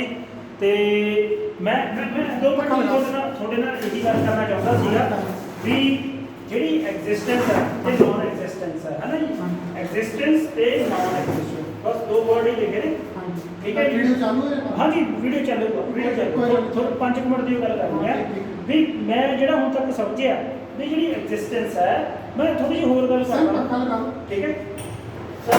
ਮੈਂ ਵੀ ਇੱਕ ਫੀਲਡ, ਜਿਵੇਂ ਆ ਫੀਲਡ ਇਕੁਏਸ਼ਨਸ ਬਾਰੇ ਗੱਲਾਂ ਹੁੰਦੀਆਂ ਨੇ, ਇਸ ਦੇ ਵਿੱਚ ਮੈਂ ਇਹ ਸਮਝਿਆ ਕਿ ਇੱਕ ਯੂਨੀਵਰਸਲ ਫੀਲਡ ਜ਼ਰੂਰ ਹੋਏਗਾ, ਠੀਕ ਹੈ ਜੀ। ਆ ਯੂਨੀਵਰਸਲ ਫੀਲਡ ਆ, ਯੂਨੀਵਰਸਲ ਫੀਲਡ ਦਾ ਕਹਿਣ ਦਾ ਮਤਲਬ ਵੀ ਹਲੇ ਕੁਝ ਵੀ ਕ੍ਰੀਏਸ਼ਨ ਨਹੀਂ ਹੋਈ, ਠੀਕ ਹੈ ਜੀ। ਇੱਕ ਫੀਲਡ ਆ ਜਿਹਦੀ ਆਪਾਂ ਐ ਮੰਨ ਲਓ ਵੀ ਇਹ ਲਾਈਨ ਚਲੇ, ਹਲੇ ਇਹਨਾਂ 'ਚ ਕੋਈ ਡਿਸਟੋਰਸ਼ਨ ਨਹੀਂ ਹੈ, ਠੀਕ ਹੈ ਜੀ, ਕੋਈ ਡਿਸਟੋਰਸ਼ਨ ਨਹੀਂ, ਬਿਲਕੁਲ ਪਲੇਨ ਪਿਆ, ਚਾਹੇ ਚਾਰੇ ਪਾਸੇ। ਤੁਸੀਂ ਉਹਨੂੰ ਮਜਬੂਰ ਕਰ ਰਹੇ ਆ ਕਿ ਮੈਂ ਫੇਰ ਬਲੈਕਬੋਰਡ ਦੇ ਉੱਤੇ ਕਰਕੇ ਨਹੀਂ ਅੱਗੇ ਤੁਰਾਂ। ਮੇਰੀ ਗੱਲ ਸੁਣ, ਕੋਈ ਮੈਨੂੰ ਗੱਲ ਨਹੀਂ, ਮੈਂ ਐਗਜ਼ਿਸਟੈਂਸ ਦੀ ਗੱਲ ਕਰਦਾ ਤੇ ਨੌਨ ਐਗਜ਼ਿਸਟੈਂਸ ਦੀ ਗੱਲ ਕਰਦਾ। ਇਹਦੇ ਵਿੱਚ ਫਰਕ ਜਿਵੇਂ ਮੈਂ ਜਿਓਮੈਟ੍ਰਿਕਲੀ ਸਮਝ ਲਿਆ, ਤਾਂ ਮੈਂ ਉਹਨੂੰ ਸਮਝਣ ਦੀ ਤਾਂ ਸਾਰਿਆਂ ਦੇ ਸਾਹਮਣੇ ਰੱਖਣ ਦੀ ਕੋਸ਼ਿਸ਼ ਕਰਦਾ ਕਿ ਮੈਂ ਇਹਨੂੰ ਕਿਵੇਂ ਦੇਖਦਾ ਵੀ ਇਹ 3D ਲਾ ਲਓ, 4D ਲਾ ਲਓ, 5D ਲਾ ਲਓ, 10D ਲਾ ਲਓ, ਜਾਂ 100D ਲਾ ਲਓ, 50D ਲਾ ਲਓ, ਜਿੰਨੀ ਮਰਜ਼ੀ ਬਣਾਓ, ਹੈ ਨਾ ਜੀ। ਇਹ ਲਾਈਨਸ ਨੇ, ਜਦੋਂ ਤੱਕ ਇਹਦੇ ਵਿੱਚ ਕੋਈ ਡਿਸਟੋਰਸ਼ਨ ਨਹੀਂ ਆਉਂਦੀ, ਠੀਕ ਹੈ ਜੀ, ਉਹਨਾਂ ਤੱਕ ਉਹ ਐਗਜ਼ਿਸਟ ਨਹੀਂ ਕਰਦਾ। ਕਹਿਣ ਦਾ ਮਾਨੇ ਜੀ ਕੁਝ ਇਦਾਂ ਦਾ ਮਾਜਰਾ ਹੈ, ਮੈਂ ਬਲੈਕਬੋਰਡ ਦੇ ਉੱਤੇ ਖੜਾ ਨਹੀਂ ਹੋਵਾਂਗਾ, ਇੱਥੇ 10 ਫੁੱਟ ਬੈਠਾ ਹੀ ਬੋਲਾਂਗਾ, ਤੇ ਮੇਰੇ ਵੱਲੋਂ ਅਗਰ ਜ਼ਰੂਰਤ ਪਈ ਤਾਂ ਬਲੈਕਬੋਰਡ ਦੇ ਉੱਤੇ ਉਹ ਸ਼ਬਦ ਲਿਖਦੇ ਕਰੋ, ਇਹਨੂੰ ਮੈਂ ਟੈਕਸਟ ਬਣਾਇਆ ਜਾਂ ਨੀਚੇ ਲਿਖ ਲਓ ਕੋਈ ਵੀ ਨਾਮ ਤੇ, ਮੈਂ ਤਾਂ ਲਿਖੇ ਹੋਏ ਰਿਸਪੈਕਟ ਕਰਦਾ। ਤਾਂ ਇੱਕ ਸ਼ਬਦ ਲਿਖੋ ਮੈਟ੍ਰਿਕਸ। ਅੱਛਾ ਜੀ, ਮੈਟ੍ਰਿਕਸ। ਇਸ ਦਾ ਜਿਹੜਾ ਬਹੁਵਚਨ ਹੈ, ਪਲੂਰਲ ਹੈ, ਉਹ ਵੀ ਲਿਖ ਦਿਓ, ਆਉਂਦਾ ਹੀ ਹੋਊਗਾ। ਇਹ ਸਿੰਗੂਲਰ ਹੈ ਨਾ, ਇੱਕ ਹਾਂ ਸਰ, ਮੈਟ੍ਰਿਸਸ ਹੈ ਨਾ, ਮੈਟ੍ਰਿਸਸ। ਹਾਂਜੀ, ਮੈਟ੍ਰਿਸਸ ਨਹੀਂ ਐਕਸ ਨਹੀਂ ਪਾਇਆ। ਚਲੋ ਕੋਈ ਗੱਲ ਨਹੀਂ, ਜਿਹੜਾ ਕੋਈ ਗੱਲ ਨਹੀਂ, ਮੈਂ ਤਾਂ ਸਾਇੰਸ ਵਾਲੇ ਨੂੰ ਮਾਂ ਪਾਈ ਕੋਈ ਸਪੈਲਿੰਗ ਮਿਸਟੇਕ ਆ, ਕੁਝ ਨਹੀਂ, ਉਹ ਆਪਾਂ ਭਾਸ਼ਾ ਗਿਆਨੀ ਨਹੀਂ ਹੈਗੇ, ਉਹ ਪਤਾ ਨਹੀਂ ਕਰਨਾ, ਆਪਾਂ ਮਾਡਲ ਤੱਕ ਪਹੁੰਚਣਾ। ਤਾਂ ਮੈਟ੍ਰਿਸਸ, ਇਸ ਦੀ ਪੰਜਾਬੀ ਕੀ ਹੋਏਗੀ?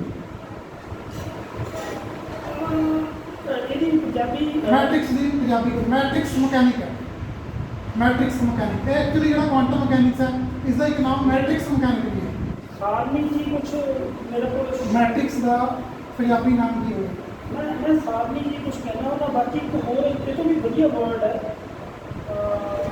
ਸਾਹਮਣੇ। वैसे मेरे अगले लेक्चर का टॉपिक है, मैंने इस वक्त की गल नहीं करनी चाहिए क्योंकि 6 साल हो गए मैंने पढ़े ਨੂੰ। हाँ छाणनी ਤੁਸੀਂ सही पछाणिया ਤੇ ਉਹਦੇ ਵਿੱਚ ਇੱਕ ਆਪਣਾ ਪੁਰਾਣਾ ਸਾਇੰਟਿਸਟ ਹੈ ਜੌਨ ਮਿਲਰ, ਉਹਨੇ ਵੀ ਨਵਾਂ ਨਾਮ ਦਿੱਤਾ। ਕੱਲ ਵਾਲੇ ਲੈਕਚਰ ਸੀ, ਮੈਨੂੰ ਕਿਸੇ ਟੈਕਨੀਕਲ ਡਿਫਿਕਲਟੀ ਕਰਨਾ ਪਿਆ, ਉਹਨੇ ਦੁਬਾਰਾ ਉਹਨੂੰ ਰੀਪੋਸਟ ਕਰਾਂਗਾ।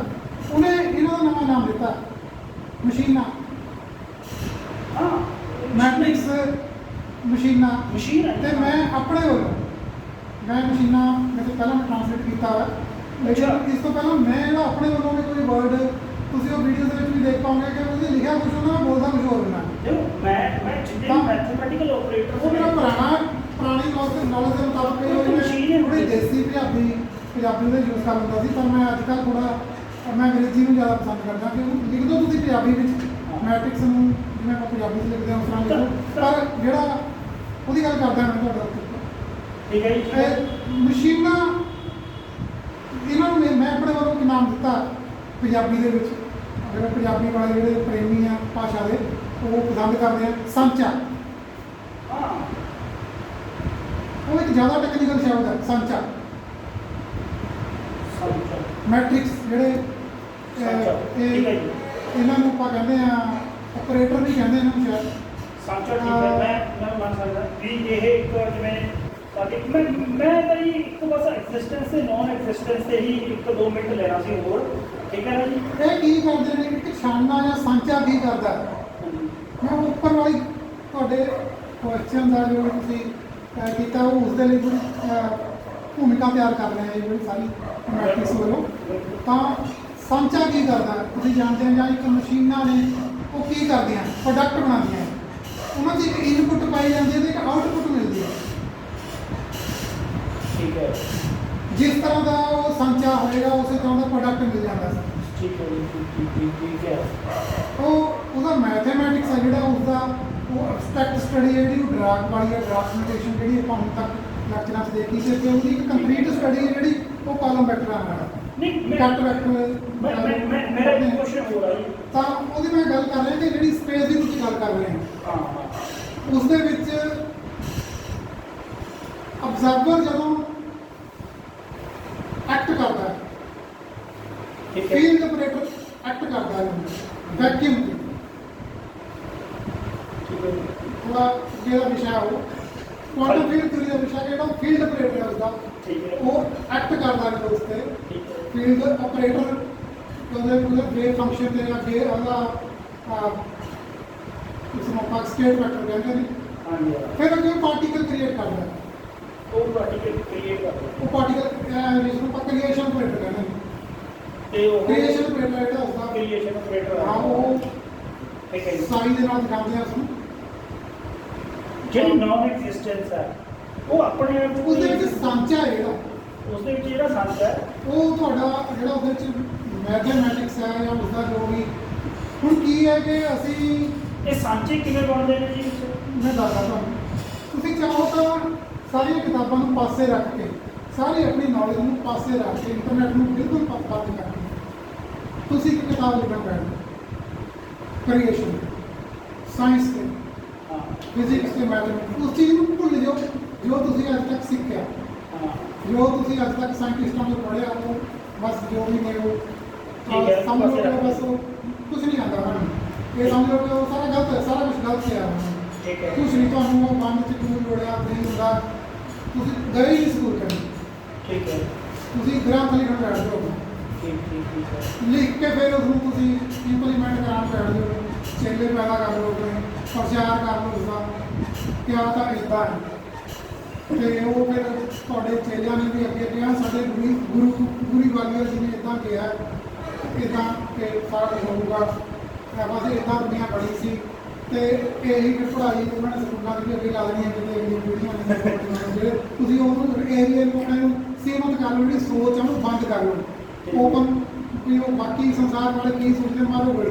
ਤੁਸੀਂ ਆਪਣਾ ਹੀ ਹੋਰ ਇੱਕ ਬਲੌਗ ਸ਼ੁਰੂ ਕਰਦੇ ਆ, ਆਪਣੀ ਅਲੱਗ ਦੁਨੀਆ, ਆਪਣੀ ਅਲੱਗ ਸਿਧਾਂਤ, ਆਪਣਾ ਅਲੱਗ ਸਮਾਜ, ਆਪਣੇ ਸਾਰੇ ਸਮਾਜਿਕ ਨਿਯਮ, ਆਪਣੇ ਅਲੱਗ ਕਾਨੂੰਨ, ਆਪਣੇ ਅਲੱਗ ਵਿਗਿਆਨਿਕ ਫਿਜ਼ੀਕਲ ਕਾਨੂੰਨ ਜਿਹੜੇ ਜੋ ਵੀ ਨੇ, ਨੇਚਰਲ ਜਿਹੜੇ ਕਾਨੂੰਨ ਨੇ ਜੋ ਸਾਇੰਸ ਹੈ ਫਿਜ਼ੀਕਲ, ਤੁਸੀਂ ਕੀ ਲੈਣਾ ਠੀਕ ਹੈ ਉਹਦੇ ਵਿੱਚ ਤੁਸੀਂ ਉਹ ਜੋ ਤੁਸੀਂ ਮੇਰੇ ਤੋਂ ਪੁੱਛ ਰਹੇ ਆ ਜਾਂ ਜੋ ਵੀ ਇਹ ਤੁਹਾਨੂੰ ਕਿਤੇ ਨਾ ਕਿਤੇ ਤੁਸੀਂ ਇਹਦਾ ਜ਼ਿਆਦਾ ਨਾਲ ਬਣਦਾ ਮੇਰਾ ਆਈਡੀਆ ਨੋ ਡਾਊਟ ਮੈਂ ਵੀ ਇਹੀ ਕੁਝ ਕਰਦਾ ਕਿ ਜਿੰਨਾ ਅਸੀਂ ਪਹਿਲਾਂ ਕਿਤੇ ਸਿੱਖਿਆ ਮਾੜਾ ਮੋਟਾ ਉਸੇ ਨੂੰ ਅੱਗੇ ਹੋਰ ਡਿਵੈਲਪ ਕਰਦੇ ਆ ਜਾਂ ਜੋ ਵੀ ਲੇਕਿਨ ਜਿਹੜੀ ਇੱਕ ਮੁੱਖ ਧਾਰਾ ਦੀ ਸਾਇੰਸ ਹੈ ਮੇਨ ਸਟ੍ਰੀਮ ਸਾਇੰਸ ਉਹਦੀ ਥੋੜੀ ਜਿਹੀ ਰਿਸਪੈਕਟ ਕਰਨੀ ਬਣਦੀ ਹੈ ਨਹੀਂ ਇਹ ਕਿ ਜੋ ਸਾਡੇ ਤੋਂ ਪਹਿਲਾਂ ਜਿਨ੍ਹਾਂ ਨੇ ਇਨਵੈਂਸ਼ਨਾਂ ਕੀਤੀਆਂ ਕਿਹੜੀਆਂ ਬਣਾਈਆਂ ਮੈਂ ਆਪਸ ਵਿੱਚ ਸਲਾਹਾਂ ਕੀਤੀਆਂ ਉਹ ਇੰਨੇ ਮੂਰਖ ਤਾਂ ਨਹੀਂ ਸੀ ਹਾਂ ਤਾਂ ਹੀ ਮੈਂ ਕਹਿ ਰਿਹਾ ਵੀ ਜਿਹੜੇ ਫੀਲਡ ਇਕੁਏਸ਼ਨਸ ਬਣਾ ਰਹੇ ਆ ਨਾ ਜੀ ਉਹ ਬਿਲਕੁਲ ਇਸ ਨਾਨ ਐਗਜ਼ਿਸਟੈਂਸ ਵਾਲੇ ਫੀਲਡ ਬਾਰੇ ਵੀ ਕੁਛ ਨਾ ਕੁਛ ਜਾਣਕਾਰੀ ਰੱਖਦੇ ਹੋਣੇ ਆ